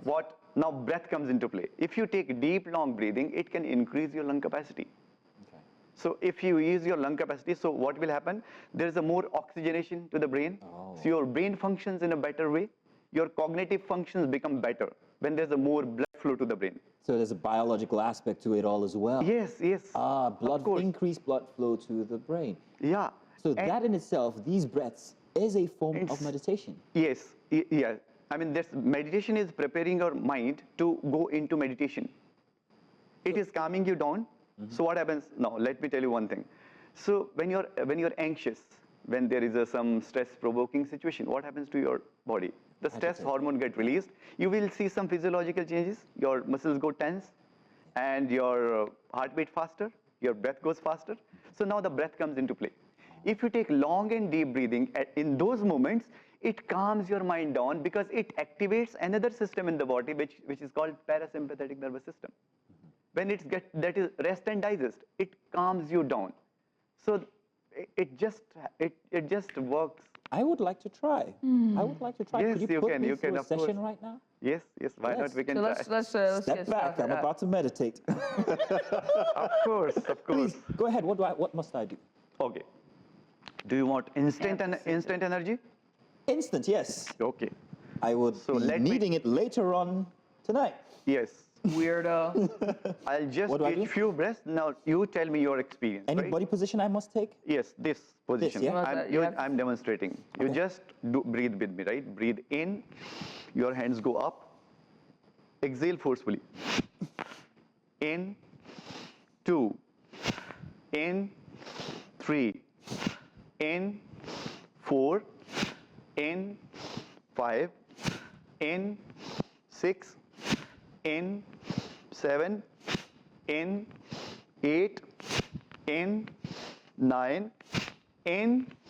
10. And relax. Just for a moment, close your eyes and just notice the difference, how you feel inside. I feel very sleepy. It it is energizing. You just notice your breath. How is your breath now, right now? I feel a certain tingling inside. Yes, you may feel some vibration, but that's the movement of energy. See, So it is real. Yes. It is real. Yes. So this increases your lung capacity. Also, it removes all the 90% toxins from the system. 90%. And 10% toxins get released through the system through sweating, urination, and stool. But 90% through breath. But unfortunately, we are using 30% lung capacity. So how to increase that? Now the breath comes into play. So different exercises help you to increase lung capacity. You can throw out all the toxins from the system, and it calms down the mind as well. Well, Mazzino is going to continue practicing his meditation. By the way, don't drink that because I think a booger got into your water. Oh, there we go. So whilst we're doing the meditation exercises, we have Onyechi Obaru on standby to bring us sports. So, Onyechi, have you ever tried meditation before, and how much lung capacity do you need? I think 5 minutes. 5 minutes meditation? Yeah, I did a bit of yoga at a time, but I don't think I can concentrate that much. Yeah, does yoga need concentration? Really? It's all about mobility, isn't it? And yeah, it is. Let me clarify that. Can I? Oh, yeah, please. So normally people think meditation means concentration. It is not so. It is deconcentration. Deconcentration. Yes. You don't need to put any effort. You don't have to focus on object. Concentration is the result of meditation. Well, we're going to come back to this conversation, but first let's have Onye bring us sports. Onye, you have the floor. Thank you so much, Judith. Let's go to the world of sport right now, meditating on what's happening around the world of sports. The second edition of the Daniel Ford Elite Table Tennis Competition, organized by Nigerian Table Tennis Federation, delivered intense quarterfinal action at the Monade Okoya Thomas Hall, Teslim Balogun Stadium in Lagos. Defending under-19 champion Matthew Kuti, he showcased his dominance with a resounding 3-0 win, 11-3, 11-5, 11-5 victory over Hussein Farouk, while Obiaraeri Sultan also booked semi-final spot, defeating Yunus Afiz 3-0 at 11-8, 13-11 and 11-7. Rivers State at Umar Quadri overcame Lagos Adebakin Toby at 3-1 at 9-11, 11-8, 3-11, 4-11. While last year's finalists, Abdul Fattah Abdul Basit, he outclassed Olaoye Habib at 3-0, going 11-4, 11-7, 11-7. Meanwhile, the vice president of the Nigerian Table Tennis Federation, Adesoji Adetayo, he praised the tournament's role in nurturing future stars, expressing confidence that Nigeria would soon dominate Africa on table tennis. We're really playing well. And we could see the older players finding it tough to even beat the young players. So and that's a testament to the fact that we can actually harvest very good young players that are potential champions in the nearest future. The strategy that we're working on is to rule Africa again. You know, there was a time when out of 7 golds, 7 goes to Nigeria in table tennis. We want that era to come back. And at the Federation, we felt the only way it could be like that is when we continue to have competitions for young players so that they can become, you know, strong and fit, you know, to beat the world. The competition continues at the Teslim Balogun Stadium, but let's go to football right now, where Super Eagles beat the Chan Eagles on Friday. They landed in Accra, Ghana, ahead of the clash with the Black Galaxies of Ghana for the 8th African Nations Championship qualifying match on Sunday. The team, comprised of 18-man squad and backroom staff, they launched at the Lancaster Hotel in Accra, Ghana. The Super Eagles B will have their light training session today at the Accra Sports Stadium. Sunday's first leg fixture is scheduled for the Accra Sports Stadium, and it will kick off at 5 p.m. Nigerian time. Away from that, Tijani Reinder's decisive strike secured AC Milan a crucial 1-0 victory over Verona in the Serie A on Friday. The Dutch midfielder expertly converted after Yusuf Fofana's incisive pass sliced through Verona's defense early in the second half. Reinder's goal marked Milan's 8th consecutive league win against Verona and helped the team rebound after a loss to Atalanta, that draw to Genoa. So the victory lifts Milan to 7th place in the Serie A standing, while Verona remains 17th place, continuing that struggle in the league. Finally, for Sport Update and Breakfast Extra, we go to boxing, where Tyson Fury, he tipped the scales at a career heaviest at 281 pounds, a staggering 55 pounds more than Alexander Usyk, who came up 226 pounds. At both fighters, they weighed in fully clothed for their heavyweight rematch for Riyadh. The fight set for today, December 21, at the Kingdom Arena in Riyadh, Saudi Arabia, with WBC, WBO and WBA titles on the line. In their first encounter at the same venue in May, Usyk claimed a historic split decision victory, becoming boxing's first 4-belt undisputed heavyweight champion. Judges did score at 115 to 112, 114 to 113 for Usyk, while one favoring Fury at 114 to 113. The dramatic way difference adds another level of intrigue to this highly anticipated showdown between Tyson Fury and Alexander Usyk. There you have it, sport updates at this time. We cannot wait for this bout in Riyadh, Saudi Arabia. I am Onyinyechi Obaro. Back to you, Judith and Maxino. Oh, yeah, many thanks for that. We appreciate you for all the sports update there. Tyson Fury tipping the tail, the scales. Good for him, I will say. Yeah, Is good for him ready? indeed, but I'm hoping it doesn't become a weak point. Same question. Well, yeah, many thanks for that. Ubiaraeri there with some sports updates here on Breakfast Extra. We're going to short break. When we come back, we bring you news and we continue with our meditation exercises. Yes, sorry. We'll be back. And you're welcome back.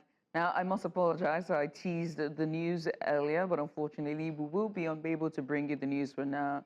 But we will bring you the news at the top of the hour. In the meantime, it's back to meditation as we have Sukat Pal, who is the leader, or rather the head of director for Right to Lead, Art of Living. There we go. Art of Living. There we go. Art of Living Nigeria. We'll be talking about meditation as we commemorate World Meditation Day. And Sakant, I have to ask you about the intersection of mental health and meditation. I remember one time I ventured into meditation, and that was because I can't get my mind to shut off when I go to bed. So hopefully I was exercising, hoping to shut my mind when I go to bed so I can sleep, right? But what happened was I became a light sleeper. Okay. And I hated it. I want to be this close to the other side, but not close. Do you get what I mean when I'm sleeping? What other side? The other side of the veil. You know what I mean? Like unaware of what's going on next to me, but like not aware. I don't want to be. I want to be oblivious. Yeah. Dark when I sleep. But anyway, the intersection between the meditation and mental health. You know, if you look at today's world, on one side there's an aggression, on the other side there's a depression, right? So people get anxious and angry at the drop of the hat. So if you look at the youngsters, many of them are suffering from depression. So what is the way, how to deal with the depression? So now the meditation acts as an AC for the mind, absolute comfort, right? So how to be comfortable with yourself? We have not learned this, neither at home nor at school. So meditation brings you back to your nature, and you become more sensitive and sensible at the same time. You're sensitive towards yourself, you're sensitive towards other people's feeling, and you're sensitive towards environment as well. It makes you very refined, very, very settled person. And as you said that I don't know, because the sleep, it gives you deeper rest. Your sleep quality improves. That has been my experience, and many people worldwide. I think, well, to each his own, right? But I think when I think about it now, I'm saying deep sleep, right? Yes. I think that it was too quiet that it became white. Does that make any sense? And I want it to be, because I'm so used to how dark and, when I wake up, it's like, oh, yeah, I'm off. You know what I mean? Like, then when you wake up, it's like, oh, what a bright day. No. I know the song. I want to roll out of the bed like, I need coffee now, that kind of thing. See, I tell you, the effort of the body is the language of the body is effort. So if you do something, physical work, you need effort, isn't it? But the language of the mind is effortlessness. If you get negative thoughts, now you don't want to think about this person or that situation, what is happening? It will come more. You cannot just stop the thoughts just because it's negative. You don't want it to be there. So what will happen? It will come even more. So what is the way? You have to shake hand with the negative thoughts. The moment you say, okay, you will see that thought will dissolve. Did you say shake hands with the negative thoughts so we don't run away? So if you resist the thought at the mental level, what will happen? Will the negative thoughts stop? Or if you're trying to sleep and you're having some thought, you're holding on to the thought, because thoughts will come and go. You have no control over your thoughts. But when you say, okay, let it come, the moment you say, okay, you will say the thoughts will dissolve. Oh. And you're able to sleep. That is beautiful. Right? If I tell you, okay, can we do some little experiment? Yes, now please. Close your eyes for some time. Okay, I'm your guinea pig. Whatever you want to think. You can think of anything, but do not think of a monkey. A monkey who is, jumping from one branch to another branch, wearing a cap. Mr. Paul, now I see you what can you're open doing your here. eyes. I see what you did. I couldn't think of anything else but a monkey. Monkey, yes, you know. Visualizing the monkey with Exactly. the hats jumping from one See, branch the to more another. you resist, the more it persists. Yeah. So if you try to struggle with your thoughts, it will not happen. You have to agree with the thoughts. You just be with it. Embrace it. The moment you embrace the thoughts, you will see it will dissolve. Interesting. What stops you from sleep? If you forget something, the more you try hard to remember those things, or somebody's name, where you kept your keys. So what will happen? The more you try pressurize your mind, what will happen? You will not get it. That was this And the morning. moment you forget it, oh, you remember. I remembered now. That was this morning for me. That was this morning. I Yeah, couldn't well, find that what my happens keys. when you come back at 2 a.m. in the morning. She brought it back. She brought it. If you missed the earlier part of the show, then you wouldn't get that joke. Which, yeah, but the festive season is one where people actually find human connections, social, socialness. So, how can meditation help us to be more social beings? Yes, it brings, if I look at my own experience and the experiences of the people whom I have taught, I've been teaching in the past 25 years now. So I've seen a tremendous change in people's behavior as well. Like I was very, very uncommunicative person, very reserved person. When I started meditating, I was able to connect with myself. I was able to communicate with my fellow beings, with my family members even more. So I became very communicative. I started talking to the people. When I go to the social gathering, I was more open. I used to connect with them so well. I was surprised, how did this happen? So then I came to know it is because of the meditation. When you get relieved from the stress and anxiety and depression, then you will see you're more closer to yourself. So meditation makes you very, very happy kind of a person. You're more, you get more, you feel more connected with the society, people around. So that connection just happens if you're a meditator. That's beautiful. Beautiful. Well, I must say thank you to you, Sakat, for just taking out the time this morning and coming in as early as you did and just sitting with us and just putting us through the exercise when it comes to meditation. Which I will continue. Which Mizuno will continue. I will continue. And also, I want to ask you just because before you go, for those who are not particularly social beings, you know what I mean? Okay. Like, we unfortunately have the job to be social, but half the time, in that social circle, there are times where it's like, oh goodness, I just want to go. Like, this is already, you're overwhelmed, overstimulated by all the activities, and just for a second, you want to zone out. Can you do that?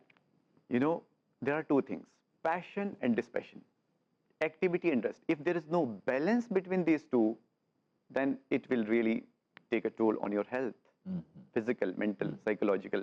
So if you're too workaholic, right? You like to work. So if you're not taking proper rest, you're not yourself. So it's very important to be properly rested. And when you're properly rested, then your activity becomes very dynamic.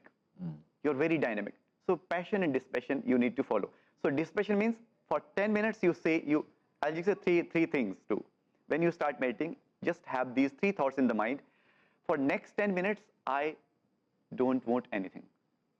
I will do nothing and I am nothing.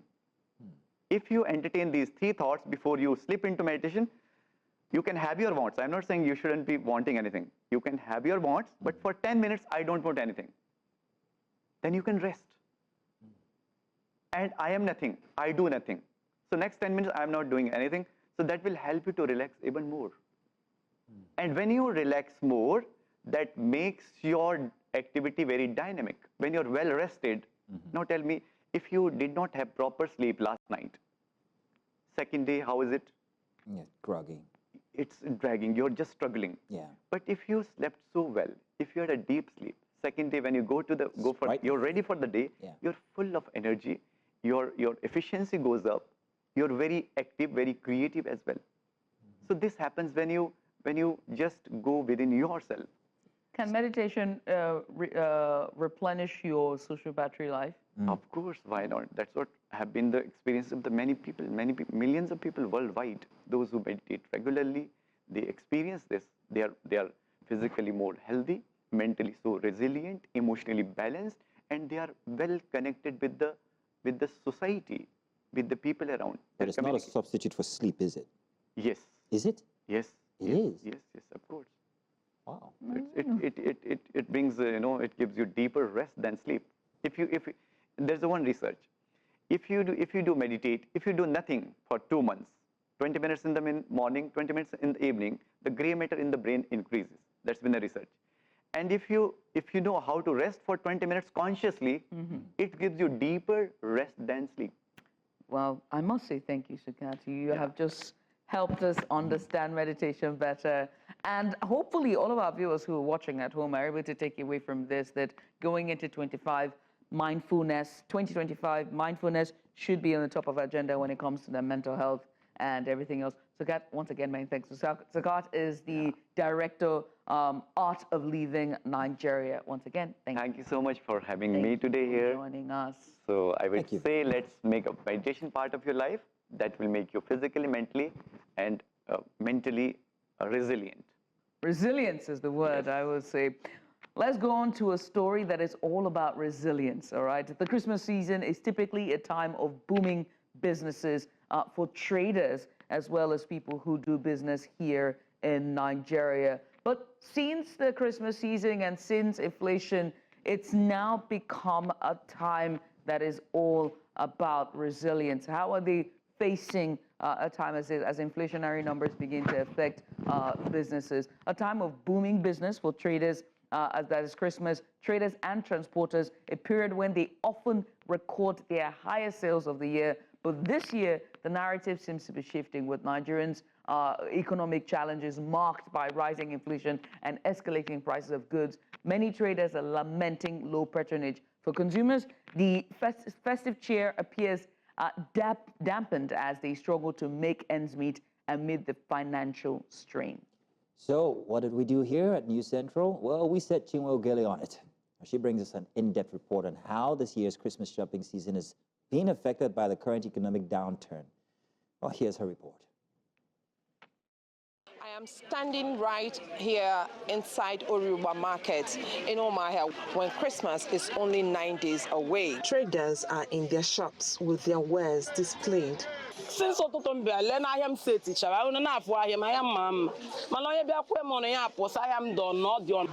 are very costly. Everything, virtually everything in the market is expensive. Madam, how much is your achara? You see, this achara I'm holding that is used to make Abia State local delicacy known as Ofe achara used to be 100 naira, but right now it is 200 naira. Because of the higher price of commodity, people are not coming inside to buy the market. Although these prices will still soar before Christmas, they can still make some sales within the time. Maybe from next week now, you see people coming in, buying things. A comparison of the prices of things in the market indicates that 50 kilograms of rice was sold at 70,000 naira in 2023, but in 2024, it is selling at 120,000 naira.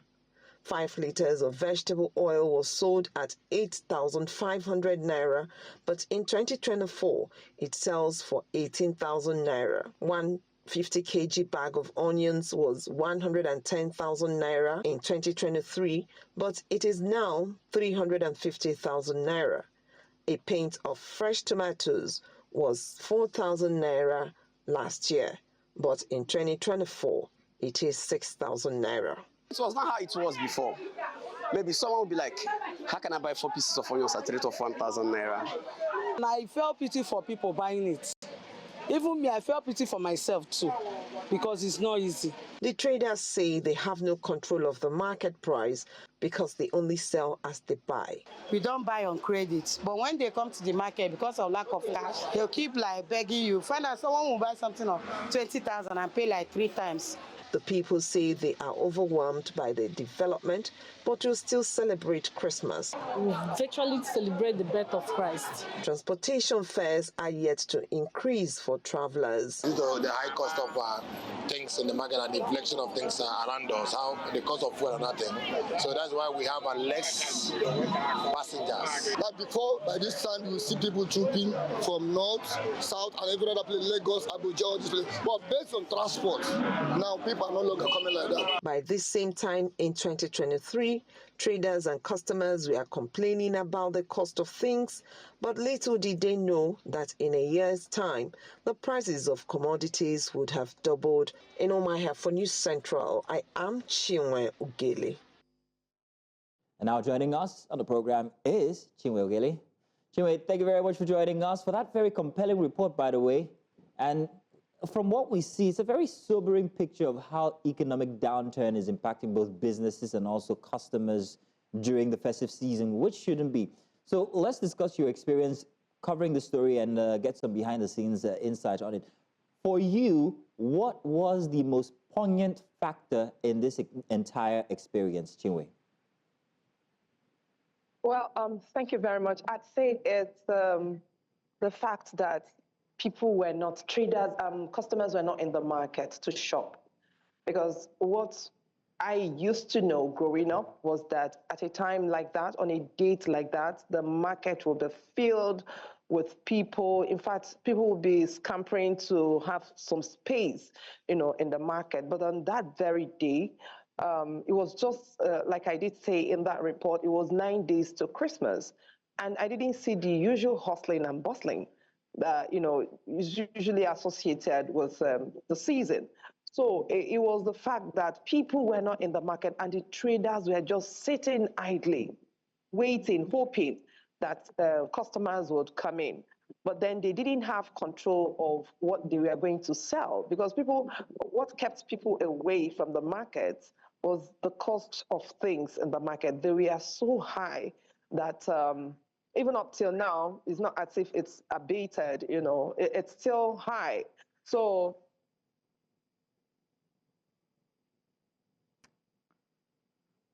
the gremlins are at it again. Chinwe Ugele there. That's not how to you.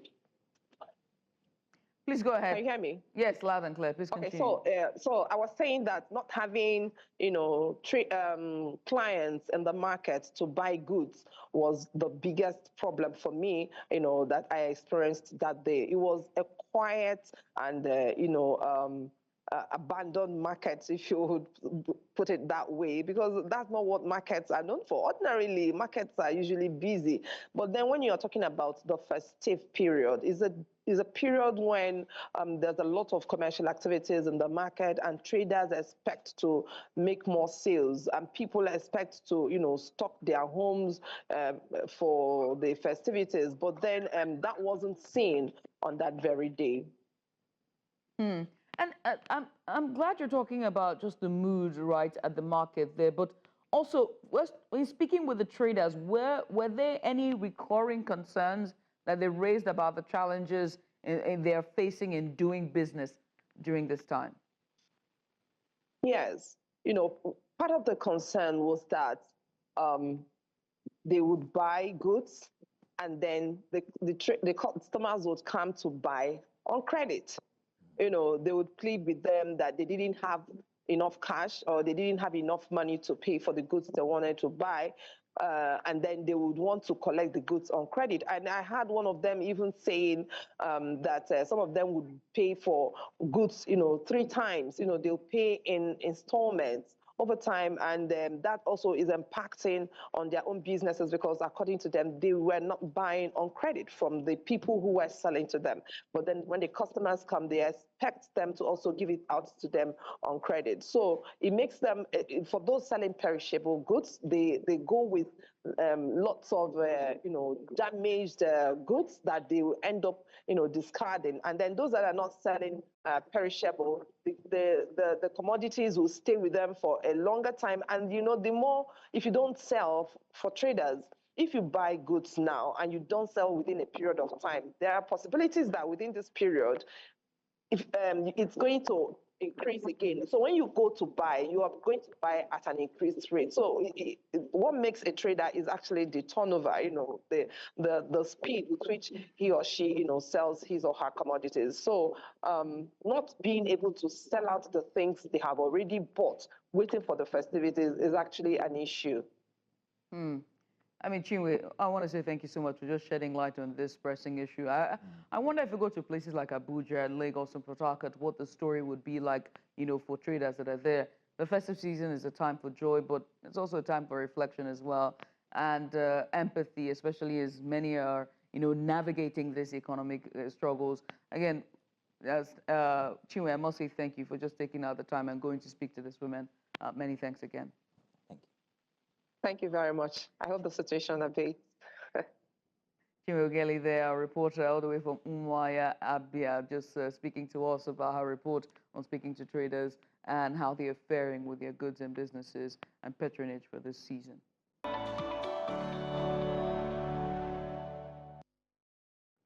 And it's time for us to get into our extra special, where we take a deep dive into the stories shaping our nation. And this week we turn our focus to the 2025 Appropriation Bill presented by President Bola Tinubu to the joint session of the National Assembly. The proposed budget, totaling 49.7 trillion naira, has been described by some lawmakers as ambitious, while others question its feasibility. Now, key allocations have been made to critical sectors like security, education, health, and infrastructure, with bold goals such as reducing inflation to 15% by 2025. But with a high budget deficit and concerns about realistic implementation, this bill has sparked debates across the country. Today, we will unpack what this budget means for Nigerians, the economy, and the nation. So joining us to explore these issues are two distinguished gentlemen. Inibong Usen, the head of research and policy advisory at Budget, a civic tech organization pushing for transparency and accountability in public finance, and Nnaemeka Obiaraeri, a development economist and investment banking executive who will shed light on the economic and financial implications of this budget. Gentlemen, you are welcome. Thank you very much for joining us today. Thanks for having me. Inibong, Inibong, many thanks as well. Let's start with you, Inibong, right? The 2025 budget has been described as ambitious. So from a public finance perspective, what stands out to you the most in this appropriation bill? Yeah, thanks for having me. For me, I would like to start from the key fundamentals. So what's the budget anchored on? We're still largely a mono economy. Oil still contributes, at least 85%, of our foreign exchange earnings. And so oil is very key to the implementation of the budget. So if you look at the oil price at $75 per barrel, it would seem that, the federal government has been a bit conservative, especially if you consider the fact that Brent crude is doing $73 per barrel as it is. But I would have thought that maybe we would have put it maybe around the region of $65 per barrel, so that in the event that we're able to overshoot that, then there's some excess that can go into the sovereign wealth fund, as the case may be. If you look at production numbers as well, as at last month, or as at October, I would have thought that 2.06 million barrels per day was overly ambitious. But miraculously, we've been able to raise production to about 1.8 million barrels per day as at November this year. And so it would seem that if the federal government is able to sustain, some of the interventions that have been carried out in the oil and gas sector to ramp up production, that maybe 2.06 million barrels per day is in the realm of possibility. But that doesn't discount the fact that we still need to conclusively, address and sustainably address the issue of oil theft. We have to ramp up metering across board so that we know exactly where the theft is occurring, and then, we can't curb it. Additional efforts to, drive investments in that area is one that government needs to, continue the drive on. It's good that Shell has invested $5 billion, recently, but the gains of that we expect to come in the next couple of years. We also need to stop the practice of reserve-backed, or resource-backed lending, where the NNPC, gets credit at very high, interest rates, and then use our crude to, hedge, such borrowings. It's not one that augurs well for our fiscal regime, as the case may be. If I come to inflation, that's where I think that the government has missed the mark. Inflation is currently at 34%, headline inflation, food inflation at almost 40%. And so one wonders what is driving government's optimism for it to be able to drive down inflation to about 15% in the within the next 12 months. It doesn't seem that food inflation and the drivers of food inflation, whether it be food insecurity, insecurity in the food belt, basin, whether it be, some policy initiatives that the Federal Ministry of Agri is supposed to be driving towards improving access to credit, towards providing improved seedlings for farmers, towards providing that market for farmers to be able to maximize, the gains from production that would significantly drive down the price of food. I do not see that, happening within the next couple of months. If you also look at energy, that is also a major driver of Nigeria's inflation, with PMS doing over 1,000, naira per liter in some parts, and as high as 1,300, naira per liter in some parts of the country, and the increased cost of electricity with regards to the increase in the cost for the customers on band A. I do not also see that energy costs, would reduce, in the short term. And so 15% inflation rate looks like a tall order. If I come to the budget framework with regards to revenue, revenue overly optimistic as well, especially with regards to oil revenue. For the first 4 months of the year, we've done about 4 trillion. At the first 8 months, of the year, we've done about 4 trillion. So 19 trillion seems like a very, tall order, even if we might be able to ramp up, production to 2.06 million barrels per day. But we also have to have it in mind that a large, chunk of our production, is being used to, repay back some of the loans that the NNPC, has acquired over the last 3, 4, 5 years. And so we need to check it, because this would have a significant impact on the credibility of the budget. As you know, the budget at 49.7 trillion is Nigeria's largest budget in naira terms, but of course in dollar terms at $33.16 billion, it's a bit lower than last year's budget. If you put this side by side, the fact that the 2023 budget, 2024 budget, implementation of the 2024 budget has been extended to 2025, that would mean that the revenues expected in 2025 would be used in implementing both the 2025 budget and the 2024 budget that has been rolled over into the 2025 fiscal year. So I do not, see a situation where we would be able to optimally and fully implement the 2025 budget. All right. Inibong, thank you very much for reeling out all those information. Very interesting. But Mr. Obiaraeri, let's come to you. As an economist, first of all, I have 2 questions. Do you recognize that there is a budget deficit, and how ambitious do you think this government's endeavor might be?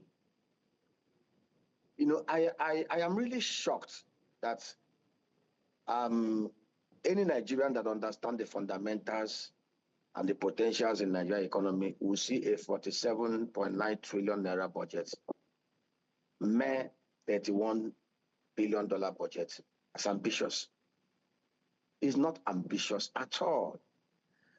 I sit down here and I do a mental scan of the economy, and I see an economy that has the potentials to do average of above $379 billion annually in terms of revenue.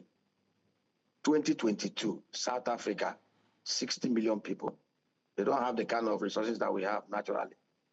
They did $126 billion revenue. And I see this budget as one that is really, it is actually depressing, in that we have no business running a deficit of 13 trillion naira. We have no business servicing debt at 15 trillion. And if time will permit me, I can show you clearly how we can actually do a budget of over 100 trillion naira, raise the revenue, fund it, and yet not incur a cent or a naira debt in terms of deficit. Most of us do not understand how strong and how resilient and how massively blessed Nigeria is. I look backward, 2010 to be precise. Please fact check me. From October 1st to October 30th, 2010. You can fact check me, go to Central Bank, CBN website, you will see it. Nigeria did average of 2.88 million barrels a day for 30 days in 2010. And we exported 2.43 million barrels a day for that whole month. Is it that the oil wells have dried up? Or is it that we lack of? As at even May 2015, we were doing 2.4 million barrels a day, crude and condensate. Nigeria has capacity to do about 3 million barrels a day. Brazil, 15 billion barrels reserve. Petrobras does 2.3 million barrels every day. NNPC can do it. But there's something we are missing, which is fundamental. And that is we need massive reforms, institutional and physical reform across the sectors for us to drive the kind of development and reform that we want. We continue to forget the fact that in 2007-2008, this country developed a global infrastructure development master plan that clearly showed that we need to make investment of $3 trillion over the next 30 years, even to bring our economy from the current parlor state to that of even a second world economy. And that simply means we can easily attract and invest $100 billion investment across the different sectors of the economy consistently and sustainably year on year for 30 years. So for us to see a $31 billion budget, and Nigerians are even frisky, thinking it's not ambitious. From the non-oil sector, I sit here and I can show you how we can do 2,500 agro clusters. We will borrow $15 billion against it, $6 million per cluster. And in the next 1 year, we will unlock $109 billion revenue, export earnings from agro sector.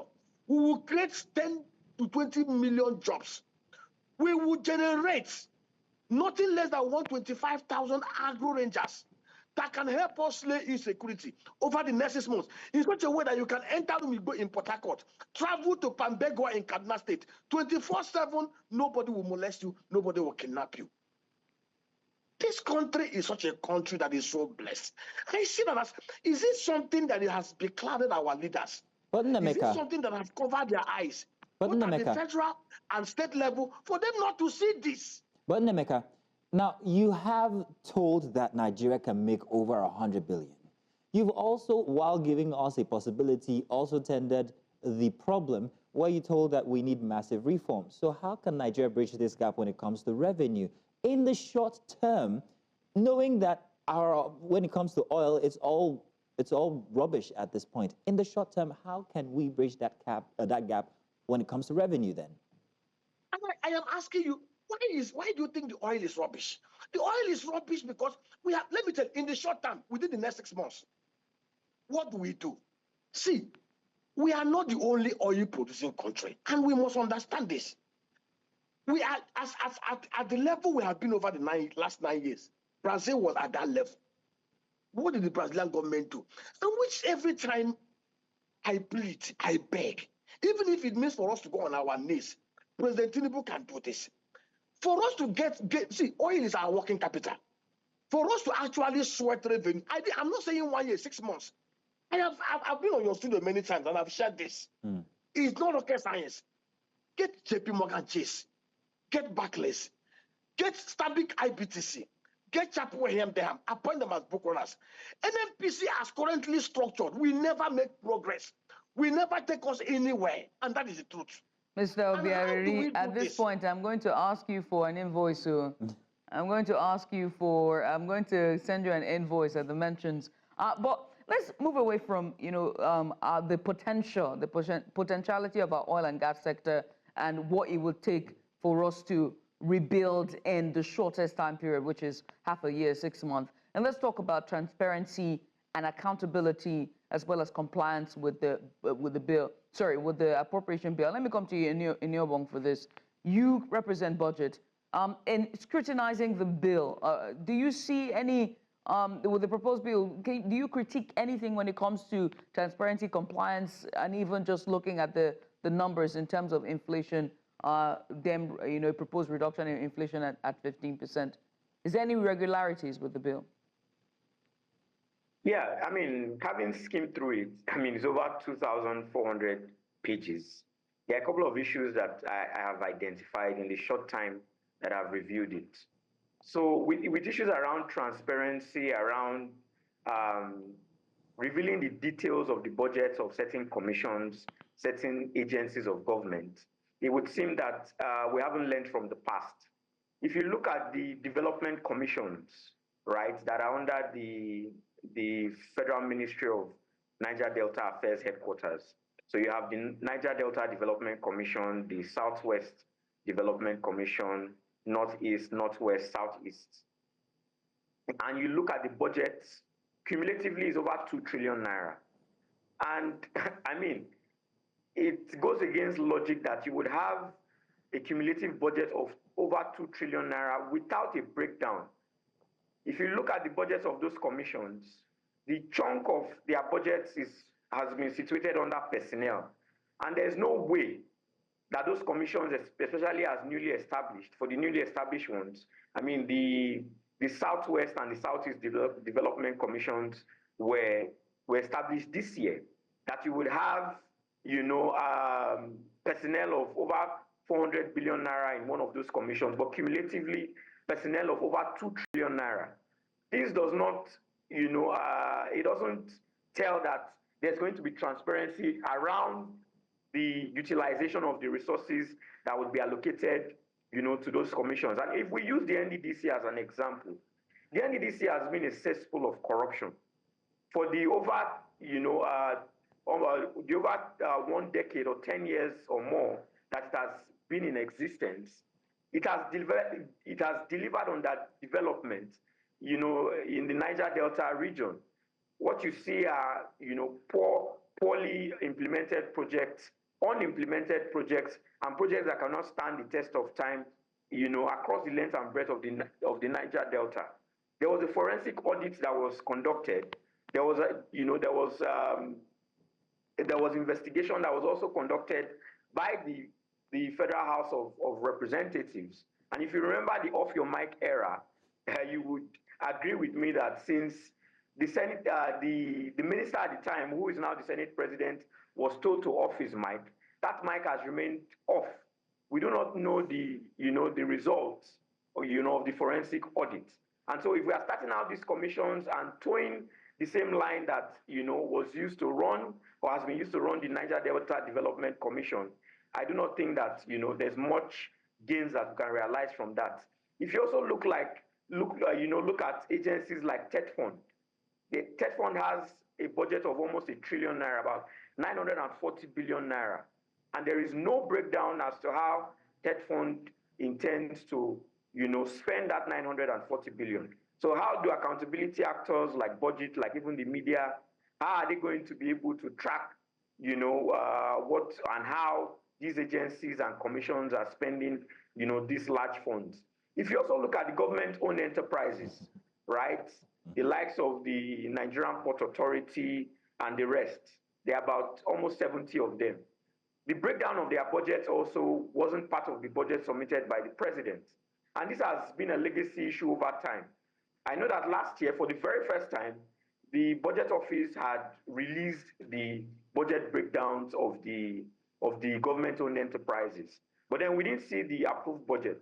And so this time around also, we haven't seen the breakdown of the budget of the government-owned enterprises.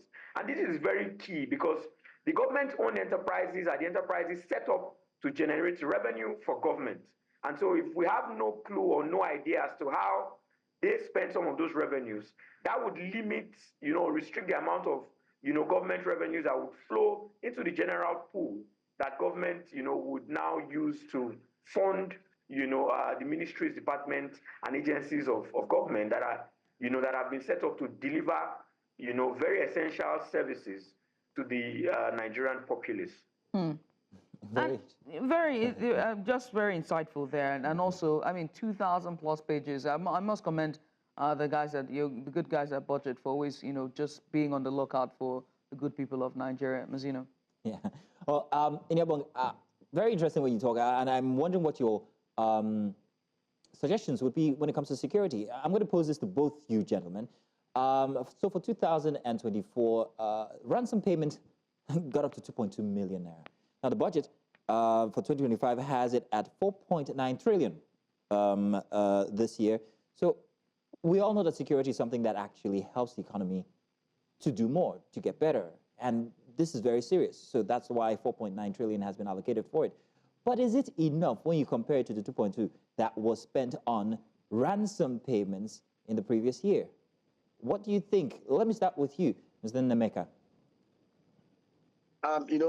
Like I said, nothing will be achieved even if they increase it to 10 trillion naira without restructuring and reforming the whole security architecture in Nigeria. Very and optimistic. I want it to be on record. Between 2015 to 2023, under Muhammadu Buhari, Nigeria wasted and squandered $25 billion as security expenditure. When he became president, insecurity was practically narrowed to the northeast. By the time he left in 2023, even his hometown, Katsina State, had been taken over and overrun by bandits. For us to fix the security infrastructure in Nigeria, we need to go back to the basics. We need to look at rejigging the whole thing and hand over security to the communities. Mr. President made a very resounding statement when he was campaigning. He said he will recruit 50 million youths. He doesn't need to recruit 50 million youths. If we want security to work in such a way that we don't even pump in money, we can actually add extra 6 trillion. And what would that 6 trillion do? We have developed proposals that we have shared with them on how we can fix the security problem in Nigeria. And it's at the root of the problems we have. We have 8,809 electoral wards. From every electoral ward, go to the people, the clergy, the town union leaders. Select 100 of your sons. Every community knows those who are the criminals, the good, the bad, and the ugly.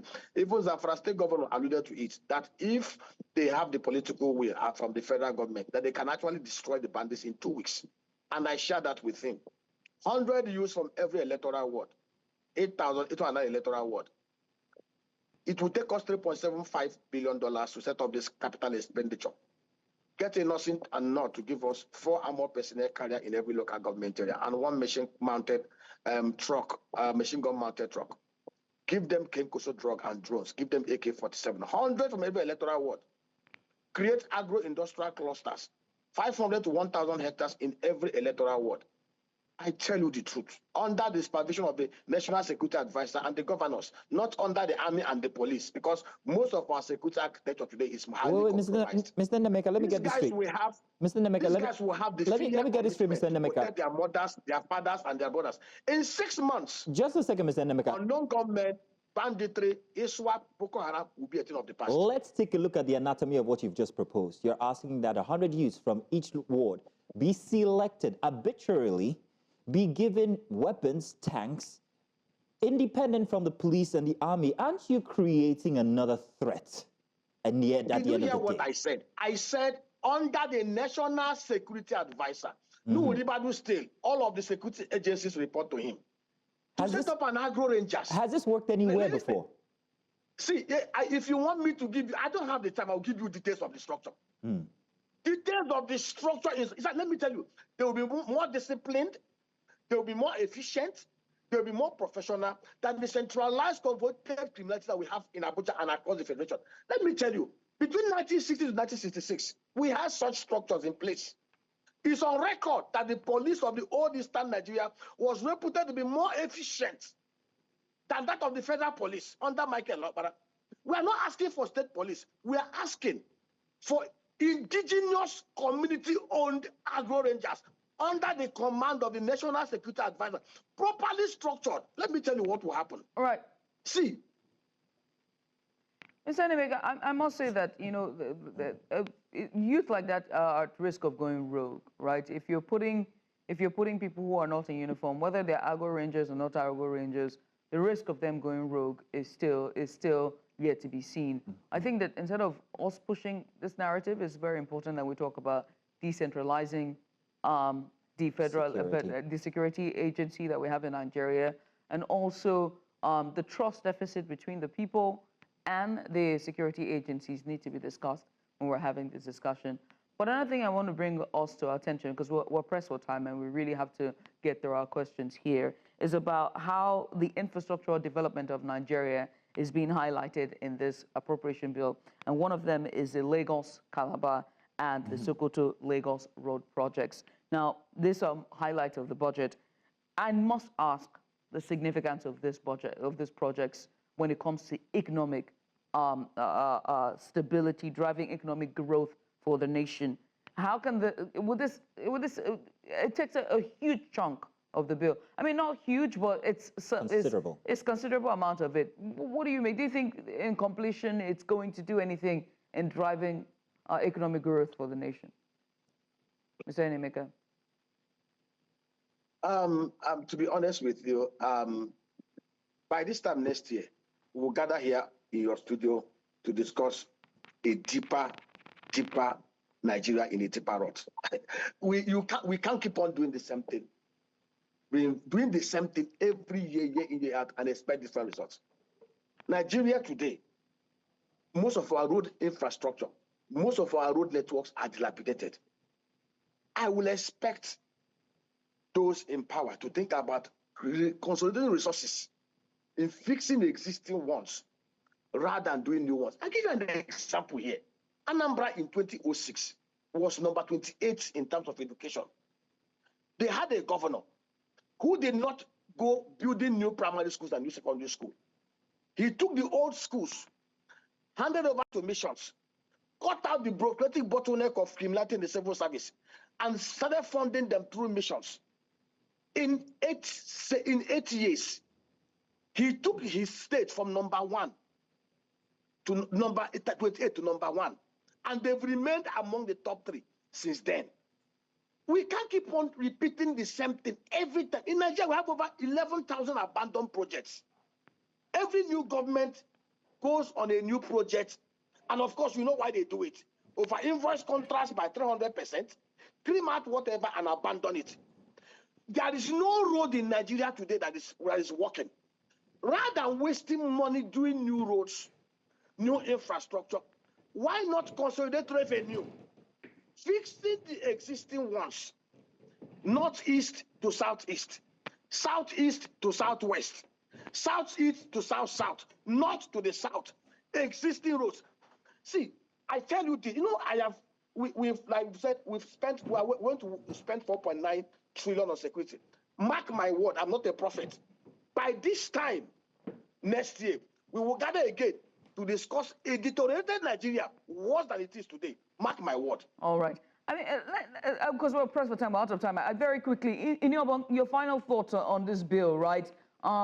As we look to, it has passed the first reading. It's now moved on to the second reading. It's very fast. Barely 24 hours after it was presented on the floor, it's now been passed for the first reading has passed, and now on to the second reading.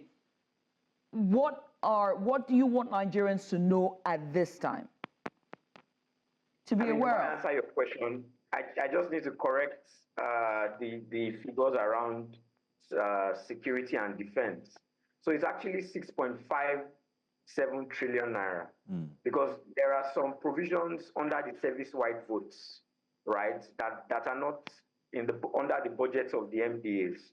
And so it's around 6.5 trillion naira. Inibong, put that out. Inibong, yeah. I must apologize profusely, but we will not be able to continue to let you in with your entry because we have run out of time on this segment, and we have to move real quick into another one that will end the show. But we will be bringing you on another segment so that we can actually have this in its extensive form. Thank you very much, gentlemen, for being with us on this discussion today. Thank you. All right, thanks for having me. Thank you, gentlemen. Now, as people gear up for the Yuletide, which is about this time, well, the season is ripe. Nigerians have been enjoyed to spice up their weekend with a stage play. Once Upon Four Rubbers, written by renowned playwright Professor Femi Osofisan. The play, directed by Adediire Badejo, will be shown at Muson Center, Onikan, Lagos on the 21st and the 22nd of this month by 3 p.m.